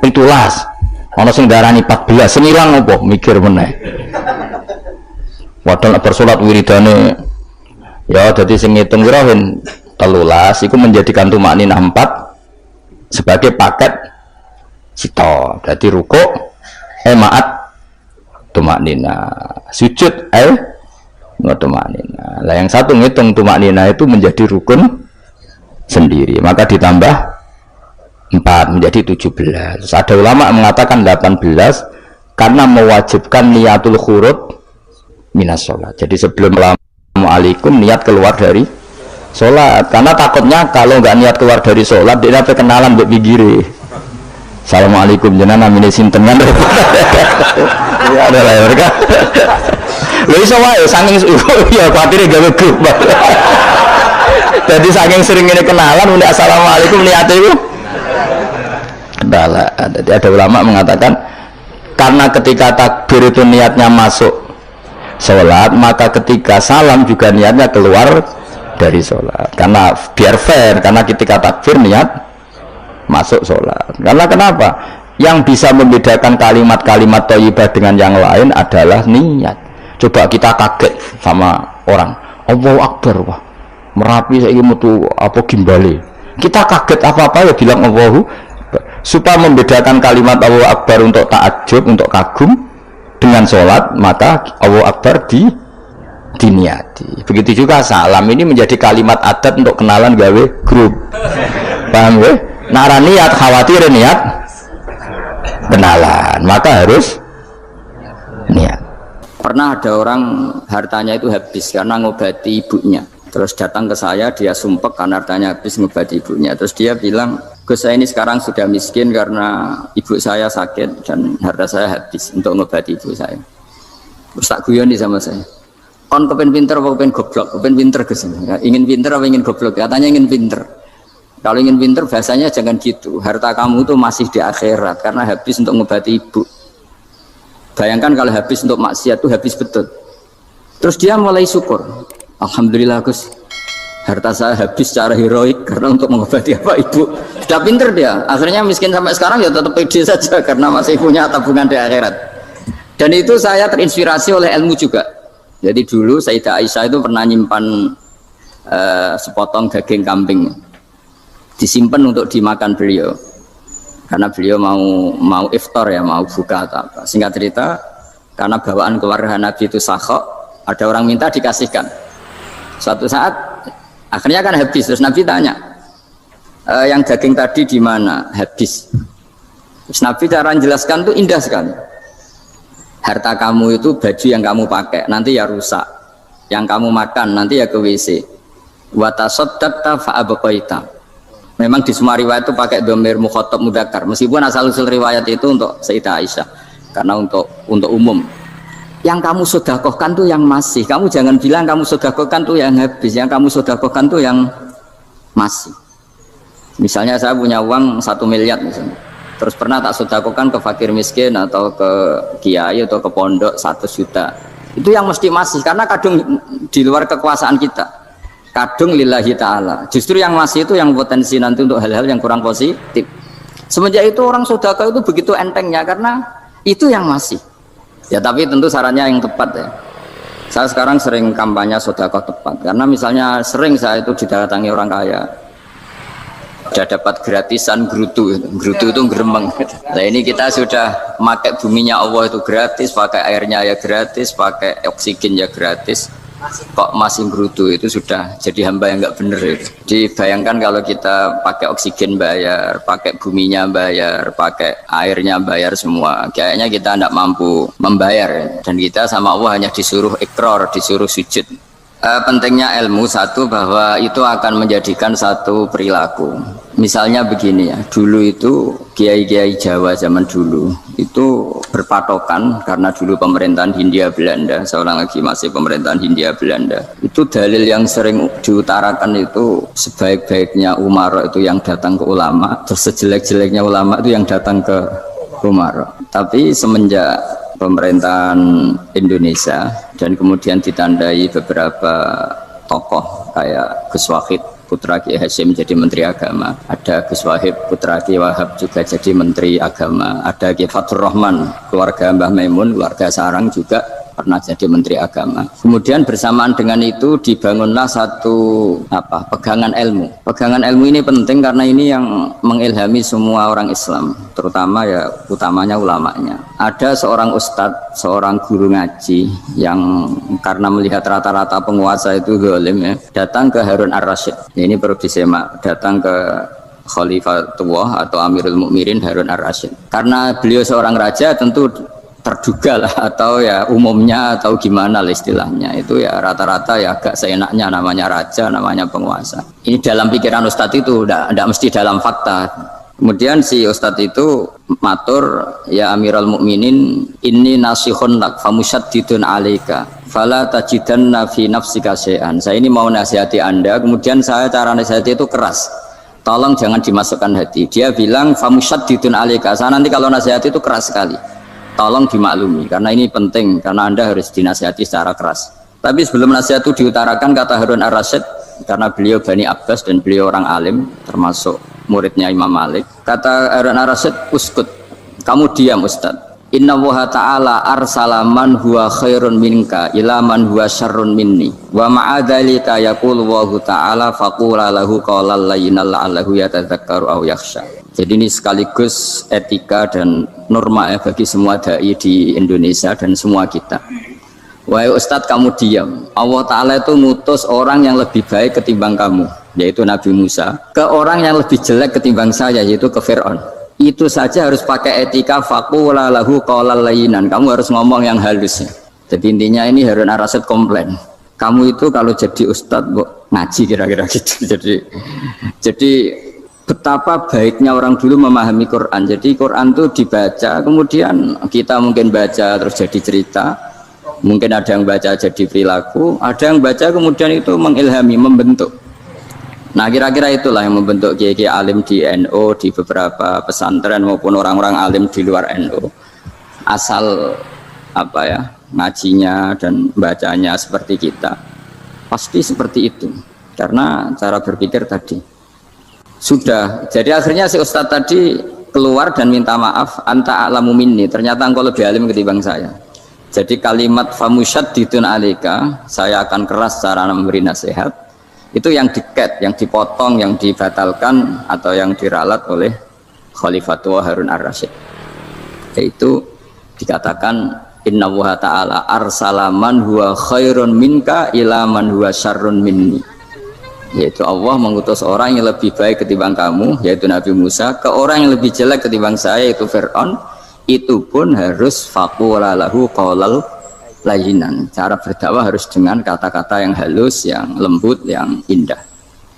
Dan dengan kata-kata itu diharapkan la'allahu yatadzakkaru aw yakhsha, semoga yang didakwai menjadi ingat. Sehingga dengan kemampuan ilmiah seperti ini menjadi pegangan bersama bahwa kita sebagai dai atau sebagai tetangga atau sebagai sama-sama warga Indonesia, bawaan kita memang harus faqula lahu qawlan layyinan la'allahu yatadzakkaru aw yakhsha. Kemudian dalam disiplin ilmu yang lain, halus itu tidak kuat. Angin itu ya halus, tapi kalau di manage itu jadi kekuatan yang dahsyat. Begitu juga air dan sebagainya. Sehingga tidak perlu khawatir terus kalau dakwah halus itu tidak punya efek yang signifikan. Tidak juga.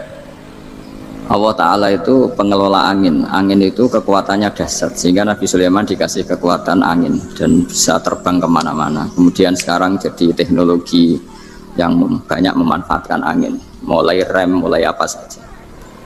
Sehingga dari cerita saya ini kemudian terus kiai-kiai itu membentuk dakwah termasuk di ekonomi dengan cara yang rileks. Nah cara rileks itu satu tentu dimulai dengan ilmu. Misalnya begini, saya beri contoh. Ketika ada orang melafadzkan kalimat la ilaha illallah, tiada Tuhan selain Allah. Kemudian kalimat ini mungkin kalau orang NU baca itu rutin ya, karena kiainya kelamaan ya yang ikut sambil tidur ya. Kalau tahlil itu disebut kiai tertentu itu mesti yang belakang wah suwi itu, kalau kiai itu lama itu.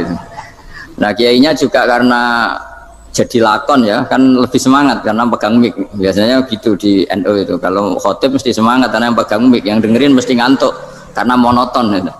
Karena yang mendengerin sudah tahu pasti nyuruh baik meninggalkan yang jelek, jadi ilmunya sudah disimpulkan dulu. Setiap yang tidur di masjid mesti tak tanya kenapa tidur, ilmunya tidak ada perkembangan, Gus, nyuruh yang baik meninggalkan yang jelek. Tapi kalau ilmunya agak ada perubahan kan dengar semua pasti nyuruh yang jelek meninggalkan yang baik, karena watak manusia itu agak-agak suka fitnah, itu suka geger. Tapi kalau monoton itu mesti enggak itu. Tapi yang menjadi pegangan kita, saya ulang lagi, itu ilmu dulu. Saya ulang lagi, itu ilmu dulu. Saya berkali-kali menyontohkan, kalau ada orang kafir, orang yang tidak bersyahadat 70 tahun, kemudian dia bersyahadat sekali saja di akhir hayatnya, itu kata Allah, qulil ladzina kafaru iyantahu yughfar lahum ma qad salaf. Katakan ke mereka yang kafir, jika dia mau bersyahadat, itu masa lalunya diampuni semua. Sehingga kedahsyatan kalimat ini luar biasa. Orang yang kafir 70 tahun saja, barokahnya la ilaha illallah ini, dosanya bisa diampuni semua. Nah kemudian karena ilmu ini tidak begitu populer atau kurang dipopulerkan, atau kita sendiri kurang menghayati, sehingga la ilaha illallah itu lebih dianalisis cara lafadz ini, pelafatannya ada sanadnya enggak ya, terus cara melafatkan bareng-bareng seperti itu ada tumpengan ini bid'ah enggak ya. Jadi pertanyaannya sudah tidak tentang keramatnya atau sakralnya atau fadilahnya la ilaha illallah, tapi sudah macam-macam. Wiridan cara seperti ini ada hadisnya enggak, legal enggak, terus ada sanadnya enggak. Jadi saya mohon semohon-mohonnya untuk teman-teman yang di Al-Iman itu harus ngaji ya. Ngaji itu nanti kamu tahu cara mandang sebuah ibadah atau perilaku atau apa sajalah tahu. Karena al-ilmu yurisul ahwal, ilmu itu bisa mengilhami cara pandang. Dulu yaitu saya ulang lagi, ketika zaman Hindia Belanda, karena pemerintahnya Hindia Belanda itu ulama-ulama keras sekali, sejelek-jeleknya ulama itu yang datang ke Umarok.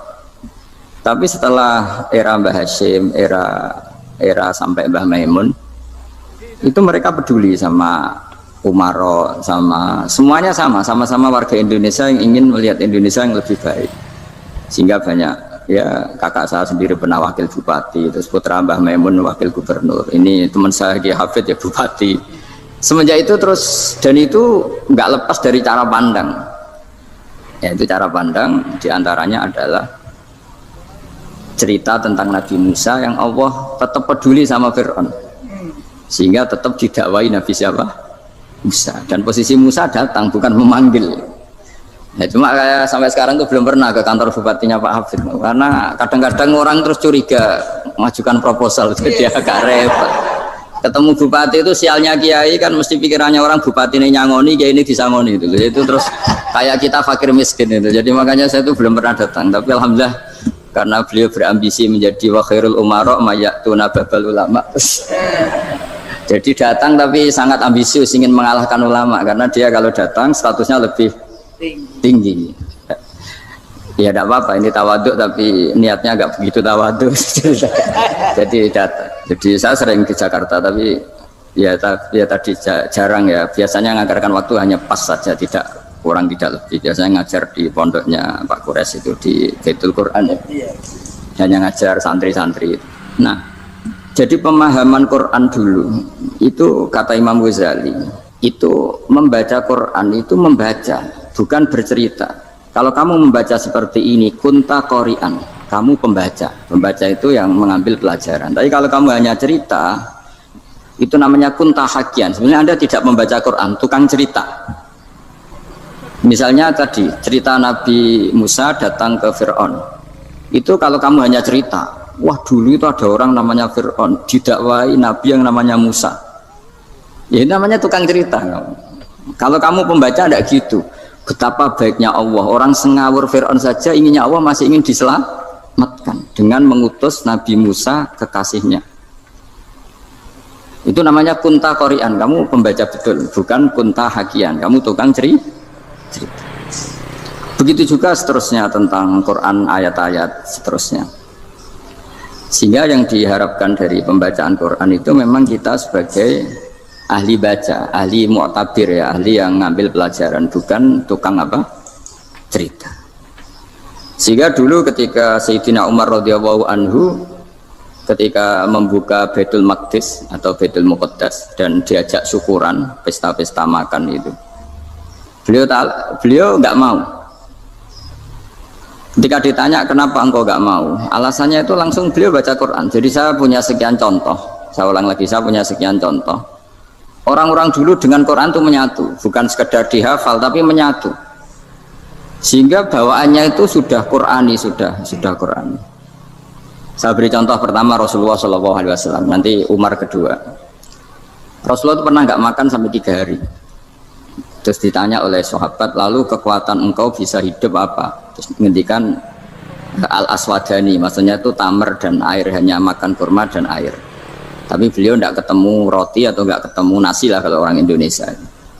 Ketika hari ketiga dikasih makan oleh sahabat, dipotongkan kambing, kemudian baru makan 3 lukmah, kira-kira ya 3 asupan nasi, berhenti. Padahal sahabat yang lapar sama dengan Rasulullah itu membayangkan Nabi itu sampai kenyang, sampai apa. Tapi ketika ditanya, seperti ini pun nanti ada hisabnya. Walatus alunna yauma idzin anin naim. Jadi acara makan-makan gini itu nanti ada hisabnya. Nabi nangis. Akhirnya sahabat nggak jadi nerusin makan. Jadi ketakutan orang dulu sama ketika Sayyidina Umar dijak pesta ketika memenangkan Baitul Maqdis itu. Inna wa ta'ala ayyara qauman. Allah itu mengkritik sebuah komunitas kaum karena apa? Adhabtum thayyibatikum fi hayatikum dunya wastamta'tum biha. Kamu adalah orang-orang yang jatah nikmat kamu sudah kamu habiskan di dunia. Adhabtum itu kalian habiskan jatah kenikmatan kamu di dunia. Wastamta'tum biha, kamu di dunia sudah berpuas-puas. Maka jatah Anda sekarang di akhirat habis. Sehingga Sayyidina Umar enggak mau pesta-pesta karena takut jatah nikmatnya habis. Kata beliau terus, astabqi thayyibati, akan saya sisakan sisi-sisi kebaikan saya supaya tidak habis. Corong Jawa itu jadi entek-entekno biar jatahnya masih. Sehingga di dunia kiai itu ya meskipun saya akrab bupati, akrab mungkin wakil gubernur, saya itu ya jarang ketemu. Karena kalau orang Jawa bawaannya ketemu ya makan-makan, guyon-guyon.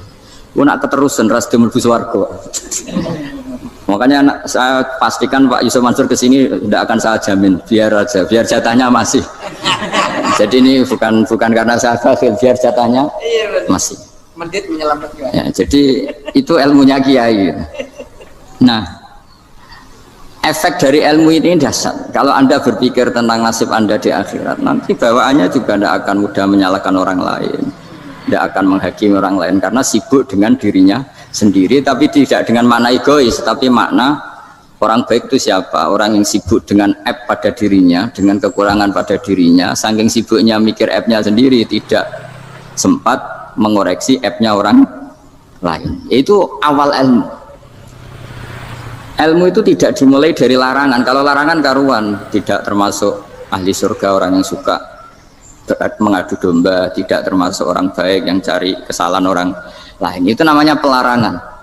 Tapi ilmu itu di atas nahi, di atas pelarangan itu. Kamu punya kesadaran bahwa kamu itu yang penting selamat dulu, jangan memikirkan orang lain. Dengan makna bukan egois, tapi dengan makna supaya tidak menyalahkan apa? Orang lain. Nah, saya termasuk ya boleh dikatakan kiai lah, yang paling fanatik bahwa semuanya itu harus dimulai dari ilmu. Ya saya ulang lagi, dimulai dari ilmu.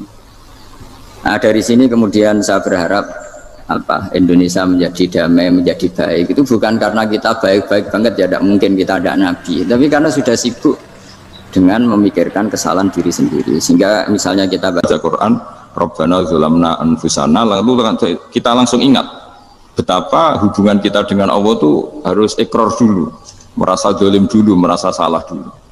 Nah kalau semua orang merasa salah di depan Allah itu mesti bawaannya nggak mudah menyalahkan orang lain, karena kita bilang Rabbana dzalamna anfusana. Nah itulah ilmu-ilmu yang mungkin banyak pembaca Quran tapi hanya baca, atau kalau baca ini tok disebut al-haqi, ahli cerita. Yang dibutuhkan tuh al-qari, pembaca kemudian mu'tabir, kemudian mau beriktibar seperti yang dilakukan tadi Harun ar-Rasyid tadi. Inna wa ta'ala arsala man huwa khairun minka ila man huwa syarrun minni wa ma'adzalika yaqulu wa ta'ala faqula lahu qaulal layyin. Ini kamu tidak usah memaksakan musyaddid keras sama saya, karena Allah Ta'ala telah mengutus orang lebih baik ketimbang kamu, yaitu Nabi Musa, ke orang yang lebih jelek ketimbang saya, yaitu Fir'aun. Itu saja harus beretika. Faqula lahu qaulal layyinan la'allahu yatadzakkaru aw yakhsha. Dan alhamdulillah bawaan kita sebagai orang timur atau orang Jawa itu kalau mau ngandani orang itu halus sekali. Di antara bentuk kehalusan kata-kata diceritakan di ayat lain ketika Nabi Musa ketemu Fir'aun.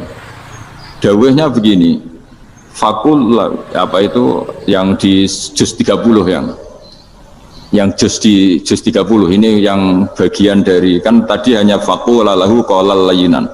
Lahu qaulal layyinan itu bentuknya apa? Ya, bentuknya apa? Itu Nabi Musa disuruh ngendikan sama Fir'aun. Apakah kamu mau saya nasihati? Fakul halaka ila antazakka. Halaka itu pilihan, hal itu istifham, laka itu otoritatif. Jadi betapa santonya kalimat itu, fakul halaka ila antazakka. Jadi kalau dimaknani model Pak Hafid, model saya ngaji di sarang itu, halaka onoto iku kedue siro, berhak bagi kamu, berhak bagi anda, apakah anda berhak loh mendapat nasihat supaya anda jadi orang yang lebih baik. Halaka ila antazakka. Jadi tidak kalimat perintah, tapi kalimat pilihan. Apa engkau mau saya beri nasihat? Wahdiyaka ila rabbika fatakhsha. Dan saya beritahu kamu tentang Tuhan, dan kemudian kamu menjadi orang yang baik, fatakhsha, orang yang punya khasyah, punya. Jadi kayak apa kalimatnya itu? Napa jenengan kerso? Itu kalau orang Jogja, orang-orang daerah-daerah yang pernah nyugui tamu itu kan, ayo makan-makan, itu kan kayak tamunya itu kelaparan. Masa Pak Yusuf Mansur kelaparan? Tidak mungkin kan. Masa Ustaz terkenal kelaparan kan? Tidak mungkin itu. Monggo, napa jenengan ngersakno? Karena bisa saja tamunya itu tidak kerso, mungkin karena darah tinggi, mungkin karena takut dianggap fakir miskin, macam-macam kan orang enggak. Itu kalimatnya itu halaka ila antazakka. Kayak apa indahnya dakwah. Halaka ila antazakka. Itu ada kata laka itu ya terserah jenengan mau enggak. Wa ahdiyaka ila rabbika fatakhsha. Nah, itu yang disebut membaca. Kunta qori'an la hakian. Anda benar-benar membaca Quran, bukan sekadar penceri. Nah, kemudian ini yang terakhir saya juga baru, sebenarnya saya itu nggak pernah bilang sanggup itu, tapi Pak Ustadz Zakaria itu GR terus sampai tadi pagi itu saya belum tahu kalau ada acara ini. Ya karena saya kiai, jadi kalau kiai itu kan ingatnya sama Allah saja, kalau sama manusia tuh rontok-rontok lali gitu. Itu bukan memaksa, ya memang lupa. Sejauh mana sih pentingnya manusia kan tidak penting cara ilmu tasawuf itu. Tapi karena ini titipan Rasulullah SAW terus menjadi penting kan. Dititipi umat kayak jenengan itu yang sudah ngaji ngatur kiai ribet itu. Kiai ini biasa ngaji kan, kiainya yang ngatur, santri ini enggak. Pak Yai ngaji tanggal ini jam ini. Itu kan mengabaikan semua aktivitas kiai. Padahal jam ini mungkin saya punya jam, mungkin jalan-jalan atau ngaji atau mutolaah atau munajat. Gara-gara Pak Zakaria ini kan terus Mas Tamam ini yang provokasi. Harus ngaji di jam ini, tema ini. Saya itu kalau ngaji ditentukan tema itu, ini memang saya agak keras di bab ini. Itu kayak ibarat gini loh. Saya ini dokter, kemudian ada orang yang sakitnya itu jantung, terus bilang ke saya, Pak dokter sembuhkan kukul saya. Wong penyakit ekstrimnya itu jantung, kok bila disembuhkan apa? Kukul. Kan gak penting, sembuh tidak sembuh, kukul itu kan gak penting. Jerawat itu. Kiai itu tahu kesalahan paling fatal manusia itu akidah. Kadang-kadang mintanya ilmu yang tidak akidah, yang gak penting. Jadi kadang-kadang kiai itu ya digurui betul kalau di Indonesia. Misalnya ini tidak nyindir loh, memang marah betul ya, kalau di bab-bab seperti ini. Tapi ini biar jadi ilmu masif, ilmu yang general. Saya ulang lagi ya, Anda jadi dokter, tahu pasien Anda ini penyakit jantung kronis atau sudah fatal lah sudah. Terus orang itu bilang, Pak Yai, itu Pak dokter, tolong obati kulit saya supaya tidak jerawatan. Kamu bilang ini orang aneh enggak? Aneh kan? Nah kiai juga gitu. Saya sering itu ada orang mau haji gitu, Gus doain saya jadi haji mabrur. Pernah belajar haji Pak? Dereng. Mungkin enggak, orang belum belajar nyupir terus kemudian minta didoain, Gus saya mau nyupir doain selamat. Nyupir aja enggak bisa kok minta doa selamat. Harusnya urutannya kan belajar dulu baru minta doa. Tapi kali ini Aliman bener ngajaknya akidah dulu, ahli sunnah kan. Nah itu bener karena akidah itu hal yang prinsip memang harus. Kalau kebetulan nggak bener tak revisi betul. Untungnya kok temanya bener. Jadi saya mohon ke seluruh orang-orang yang mau ngaji ke kiai itu tema itu biar yang milih kiai supaya tahu prioritas yang harus benahin. Jangan tema yang kita yang milih. Jangan-jangan tema yang kita pilih itu tidak mendesak atau tidak penting. Ini bukan apa-apa, ini saking ingin baik saya ya, keinginan baik saya supaya dulu zaman sahabat ya gitu. Kalau ada pertanyaan salah sama Nabi dibenerin, cuma Nabi terlalu bijak, cara benerin tuh enak. Kalau saya karena tidak Nabi saja ya agak-agak kasar kan, kalau tidak Nabi tidak wajib bener terus. Yang wajib bener terus itu Nabi. Saya beri contoh ya. Nabi itu ngendikan tentang kiamat. Kiamat itu dahsyat, mengerikan gini-gini. Kalau pikirannya orang kampung itu begini, Nabi ini aneh. Cerita kiamat dahsyat tapi nggak ada tanggalnya, ada tahunnya. Harusnya ada dong biar kita bisa persiapan. Sehingga Nabi disomasi di tengah-tengah khutbah itu, ya Rasulullah mata sa'ah. Nah, karena ini orang Bedui, Nabi nggak dengerin, mas diulang lagi. Mata sa'ah ya Rasulullah. Ketika Nabi mengabaikan itu ada dua kelompok sahabat, yang satu bilang lam yasma, Nabi tidak dengar sehingga mengabaikan. Yang kedua bilang sami'a wa kariha, Nabi sebenarnya mendengar tapi tidak berkenan. Tapi diulang lagi ketiganya, ya Rasulullah mata sa'ah. Akhirnya Nabi jawab, mau tidak mau, karena kalau enggak ya namanya orang Bedui ngomong terus. Nabi balik tanya, ya karena cara berpikir dia kalau kiamat itu jelas kapannya kan bisa persiapan gitu. Paling enggak pas mau kiamat terus pas ngaji Quran apa kan bisa persiapan itu. Akhirnya Nabi balik tanya, ma'atatalah, kalau kamu berani tanya kiamat lalu persiapan kamu apa? Ya terus orang itu bilang masyhur itu, ma'atatulah kabira sholatin wala siyamin wala kada wa kada walakinni uhibbuka. Saya sebenarnya tidak punya persiapan ya Rasulullah, cuma persiapan banyak puasa ya enggak, banyak sholat enggak, tapi saya mencintai engkau. Masyhur itu jadi hadis paling legenda, almar'u ma'aman ahabba, sebagian disebut anta ma'aman ahbabta. Ini kata semua sahabat yang di masjid. Si Bedui ini orang paling dibenci sahabat karena mengganggu Nabi saat khutbah, tapi akhirnya ini menjadi orang paling dicintai sahabat karena barokahnya itu hadis itu keluar secara terbuka, almar'u ma'aman ahabba. Sebagian riwayat yuhsyarul mar'u ma'aman ahabba, nanti orang akan sowan sama Allah bersama orang yang mereka cintai. Nah itu sahabat-sahabat fama farihu ba'dal Islam farahahum biadal hadis. Mereka tidak pernah senang setelah masuk Islam sesenang hadis ini. Karena kita tidak perlu soleh-soleh banget, cukup menyintai orang apa? Soleh gitu. Makanya saya sekali bilang itu ya, kadang-kadang saya jadi orang alim itu ya rugi. Ruginya tadi. Misalnya untuk menjadi orang alim kan harus hafal Quran, ngaji Bukhari, Muslim, Ikhya. Ternyata pengumuman kedua orang nggak bisa apa-apa. Gelombang kedua para pecinta, waduh itu kan repot ya. Jadi kita yang jadi orang alim susahnya bukan main, ternyata disaingi pengumuman kedua dan para pecintanya. Wah itu kan akhirnya ketemu orang-orang nggak jelas tadi itu.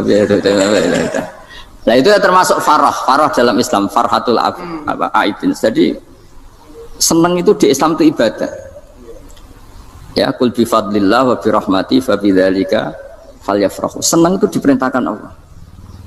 Saya itu sering di kamar, kadang itu nyun sewu kayak gatelan gitu, apa itu. Ya agak kukur-kukur terus merengut saja malu. Malu saya itu dilihat Allah kok kayak agak ridho itu malu. Ya kayak tadi lah, kamu dikasih rumah gratis, kemudian pas yang ngasih datang kamu kelihatan cemberut, itu yang ngasih kan mangkel. Jadi dikasih gratis masih cemberut. Sama hubungan kita dengan Allah itu semuanya dikasih gratis. Makanya tabassum, senyum itu ibadah. Kita yang nekuni ilmu hadis, betapa hebatnya Nabi ngendikan, kalau kamu tidak bisa ibadah yang berat-berat, cukup ibadah senyum. Kadang ngendikan tol koti wajin, kamu cukup berwajah yang indah, yang menyenangkan. Tabassum, senyum. Kalau kamu tidak bisa membalas jasanya orang yang ngasih, minimal kamu senyum, minimal kamu kelihatan seneng gitu. Nah, makanya seneng itu sudah ibadah. Dan sekarang orang untuk seneng aja susah, karena bawaannya nuntut orang lain supaya kayak keinginan dia, bawaannya nuntut, ya ribet. Kalau gitu ya ribet. Makanya saya bilang al ilmu yurisul ahwal, ilmu itu diperkuat. Nanti yurisul ahwal, ilmu itu akan membentuk Anda. Dulu beberapa raja itu ya kumo luhur karena jadi raja, punya apa saja. Tapi punya penasihat ulama itu, kalau nasihat itu sederhana. Ada seorang raja tanya ke kiai, gimana dengan semua kerajaan saya? Wah, padahal dia punya apa saja. jenengan miskin sekali, itu kerajaan seluas ini, kok bisa aja? Terus ditanya sama si ulama tadi, andaikan Anda di padang pasir, kemudian kalau tidak minum segelas air itu mati, apakah Anda akan membeli segelas air ini dengan semua kerajaan Anda? Oh iya, pasti apapun saya lakukan untuk mendapat satu gelas air. Terus la tafrah bimulkin la yusawi syarbatamain, kamu jangan bangga dengan kerajaan yang nilainya itu enggak sebanding dengan segelas apa? Air. Akhirnya raja itu mikir, saya tidak jadi raja bisa hidup, tapi kalau nggak minum air mati, berarti penting satu gelas air. Akhirnya lama-kelamaan nganggap kerajaan itu biasa, ternyata nggak sepenting segelas air. Ya seperti kita lah, misalnya orang nggak punya alpat tuh tidak malu, tapi kalau nggak punya celana itu malu. Kamu mau punya alpat tapi nggak punya celana? Kan nggak mau. Yaitu ilmu itu yurisul akhwal, ilmu akan melahirkan satu perilaku. Jadi kalau ilmu Anda mantap, pasti syukurnya juga mantap gitu. Ya makanya saya termasuk kiai yang selalu mendorong pentingnya ilmu. Bahkan kata Sufyan As-Tsauri ngendikan saking pentingnya ilmu, ada kata fa'lam annahu la ilaha illallah, dimulai kata fa'lam. Dan saking pentingnya ilmu itu, setiap nabi itu status permanennya itu hanya satu, mengajar. Rabbana wab'ats fihim rasulam minhum yatlu 'alaihim ayatik, membacakan ayat-ayat Allah, sampai wa yu'allimuhumul kitab, mengajarkan kitab wal hikmah. Bahkan Allah sendiri wasofa dzatahul aliyah bi annahu al-muallim, yaitu Allah ngendikan ar-rahmanu 'allamal Qur'an. Jadi betapa hebatnya pengajar. Allah sendiri mensifati dirinya itu ar-rahmanu 'allamal Qur'an. Allah itu Maha Rahman yang mengajarkan Quran. Di surat Iqra juga disebutkan Iqra wa rabbukal akram alladzi 'allama bil qalam. Jadi Allah mensifati dirinya sebagai pengajar. Kayak apa pentingnya mengajar? Karena al-ilmu yurisul ahwal. Ilmu ini melahirkan satu sikap. Pernah ada orang hartanya itu habis karena ngobati ibunya. Terus datang ke saya, dia sumpek karena hartanya habis ngobati ibunya. Terus dia bilang, Gus, saya ini sekarang sudah miskin karena ibu saya sakit dan harta saya habis untuk ngobati ibu saya. Terus tak guyon sama saya. Kon kepen pinter apa kepen goblok? Kepen pinter Gus. Ingin pinter apa ingin goblok? Katanya ingin pinter. Kalau ingin pinter bahasanya jangan gitu. Harta kamu itu masih di akhirat karena habis untuk mengobati ibu. Bayangkan kalau habis untuk maksiat itu habis betul. Terus dia mulai syukur. Alhamdulillah Gus, harta saya habis secara heroik karena untuk mengobati apa ibu. Sudah pinter dia. Akhirnya miskin sampai sekarang ya tetap pede saja karena masih punya tabungan di akhirat. Dan itu saya terinspirasi oleh ilmu juga. Jadi dulu Sayyidah Aisyah itu pernah nyimpan sepotong daging kambing, disimpan untuk dimakan beliau, karena beliau mau iftar ya, mau buka atau apa. Singkat cerita, karena bawaan keluarga Nabi itu sakhok, ada orang minta dikasihkan. Suatu saat akhirnya kan habis, terus Nabi tanya, yang daging tadi di mana? Habis. Terus Nabi cara menjelaskan tuh indah sekali.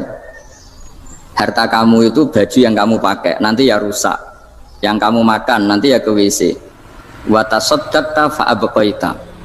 Memang di semua riwayat itu pakai dhamir mukhatab mudzakkar, meskipun asal usul riwayat itu untuk Sayyidah Aisyah karena untuk umum.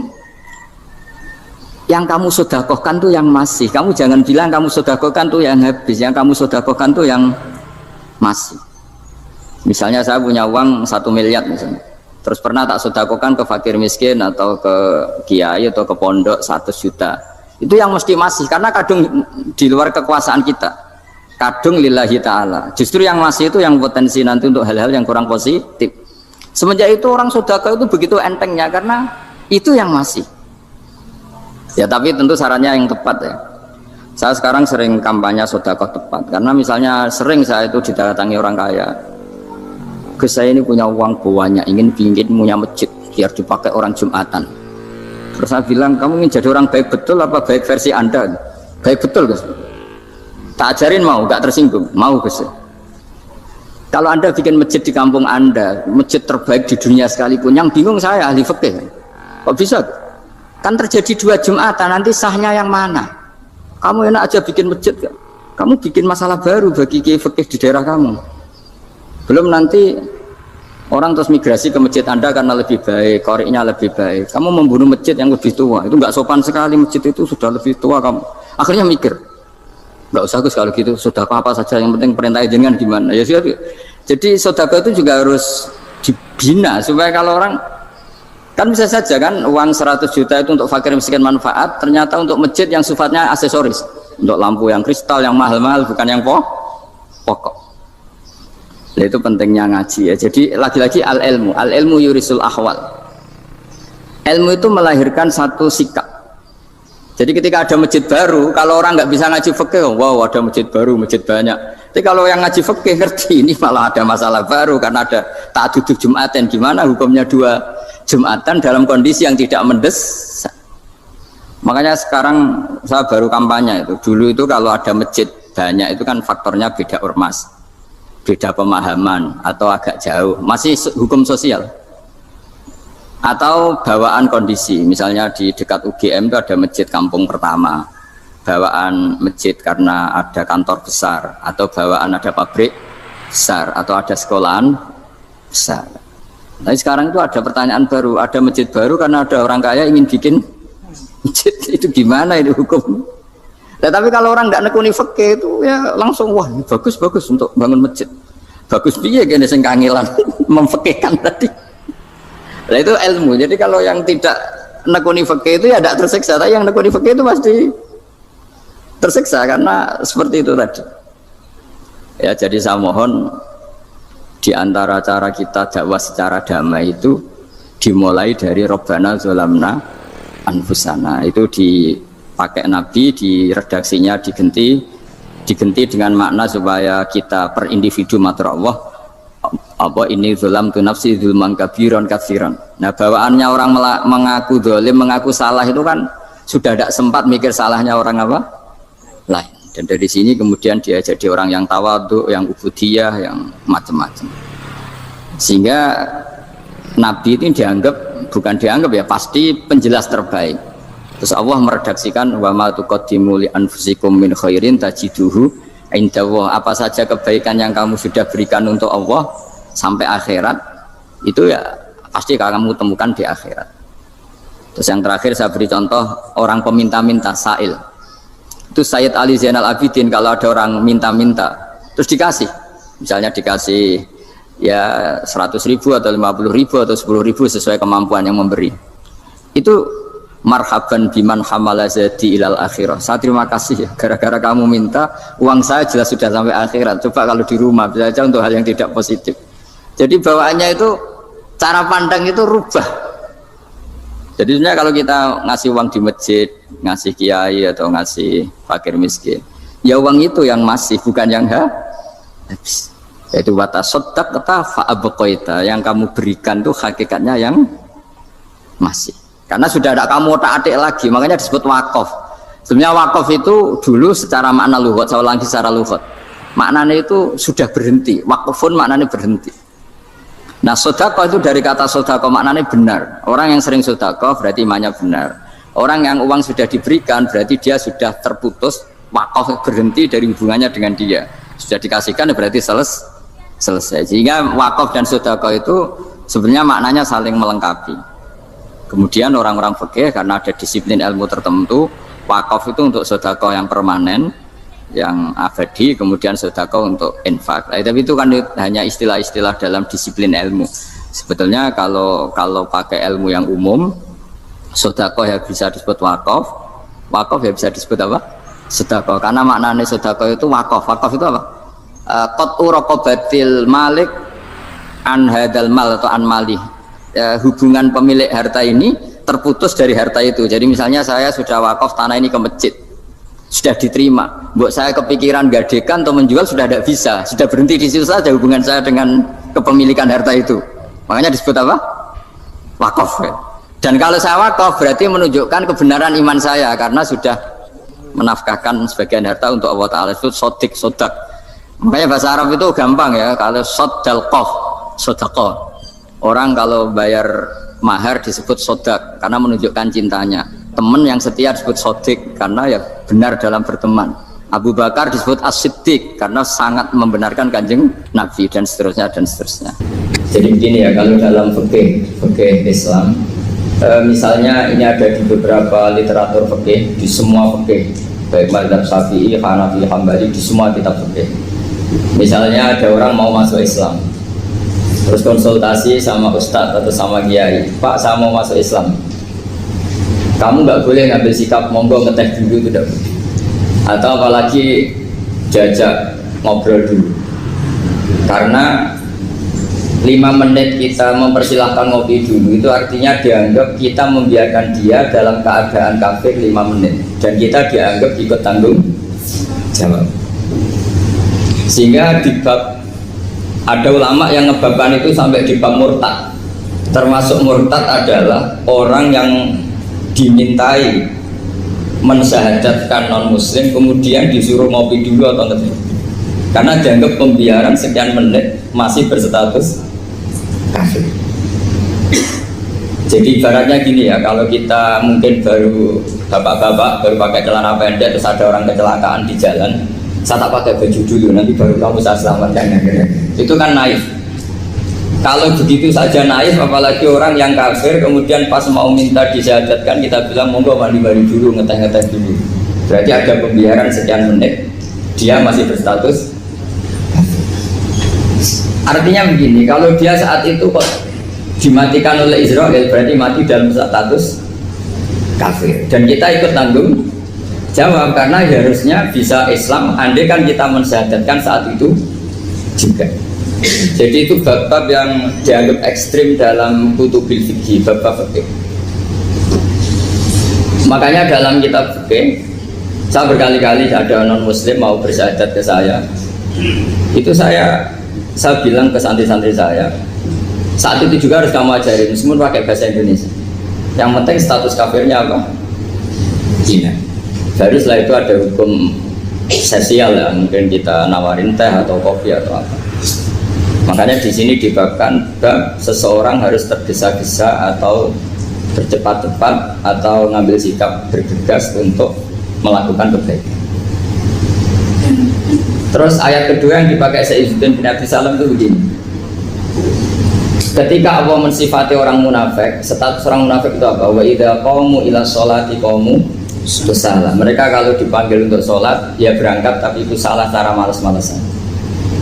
Sehingga untuk menunjukkan kita loyal sama Allah itu ya paling tidak ada sikap di atas rata-rata ya. Makanya ada sa'i ya, lari-lari kecil, tawaf juga disunatkan ada lari-lari kecil, disebut ar-romal itu lari-lari kecil untuk menunjukkan bahwa kita loyal sama Allah itu tidak sak kobri cara Jawa. Nah itu dibabkan sendiri. Jadi beda antara tergesa-gesa sama ekspresi serius. Jadi musyawarah itu ya kira-kira kan nggak mungkin lah kita dipanggil rektor atau kiai atau orang tua kita terus jalan leha-leha, itu kan nggak mungkin. Nah contoh yang diambil di sini begini. Ketika ada debat terbuka antara Fir'aun dan Musa, saya ulang lagi ya, ada debat terbuka antara Musa dan Fir'aun, kan Nabi Musa datang ke Fir'aun. Lalu kata Fir'aun, ini asal-usul ayat ini saya terangkan sejarahnya. Kata Fir'aun, lalu kalau kamu tidak nuhankan saya, Tuhan kamu siapa? Terus kata Musa, Rabbus samawati wal ardi, yang nuhani langit dan bumi. Fir'aun masih berkelit. Kalau Tuhan di bumi, setahu saya kemana-mana yang dituhankan saya, kata Fir'aun. Ma'alim tulakum min ilahin ghairi. Terus Nabi Musa masih ngendikan, ya sudah Tuhan yang nuhani langit. Terus Fir'aun manggil Haman. Haman itu arsitekturnya Fir'aun. Ya Haman ibnili sorhal ali abduhul asbab samawati fa'atoliya ila ilahi Musa. Haman bangunkan kami piramida yang tinggi, saya ingin melihat Tuhannya Musa. Musa akhirnya mikir, karena kalaupun Fir'aun bisa naik ke langit tetap tidak bisa melihat Tuhan. Kita tahu Tuhan nggak bisa dilihat, kita yang mukmin aja tidak lihat, apalagi Fir'aun rivalnya kan. Akhirnya Musa ganti argumentasi, yaitu argumentasinya Musa, Rabbukum wa Rabbu abaikumul awwalin. Ini perlu diingat dan perlu saya sampaikan, yang nuhani kamu dan yang menuhani leluhur kamu. Itu sangat memukul Fir'aun, karena logikanya kalau Fir'aun itu Tuhan berarti babanya dulu tanpa Tuhan. Ini ada Tuhan terlambat ya. Jadi kalau Fir'aun Tuhan berarti mbahnya tanpa Tuhan, karena zaman era mbahnya belum ada Tuhan. Karena perdebatan itu banyak punggawa Fir'aun yang mukmin. Wah ini Fir'aun nggak bener ini. Kalau dia Tuhan berarti babahnya tambah. Ya, Tuhan. Karena kalau iman itu akan diadili, akan dieksekusi, maka orang ini berstatus rajulun mu'minum min ali fir'auna yaktumu imanah. Maka di Quran diterangkan wa qala rajulun mu'minum min ali fir'auna yaktumu imanah. Ada seseorang yang iman tapi menyembunyikan iman. Lah orang ini selalu ikut rapat di rapat-rapat penting Fir'aun, termasuk rapat ketika Fir'aun dan para tentaranya memutuskan membunuh Musa. Karena dia ikut rapat dan eksekutornya besok disuruh nangkap Musa, orang ini malam itu juga nemuin Musa terus bilang innal mal ayat tabiru nabi kaliyak dulu kamu Musa. Rapat tadi malam memutuskan kamu besok dibunuh, maka kamu harus bergegas meninggalkan Mesir.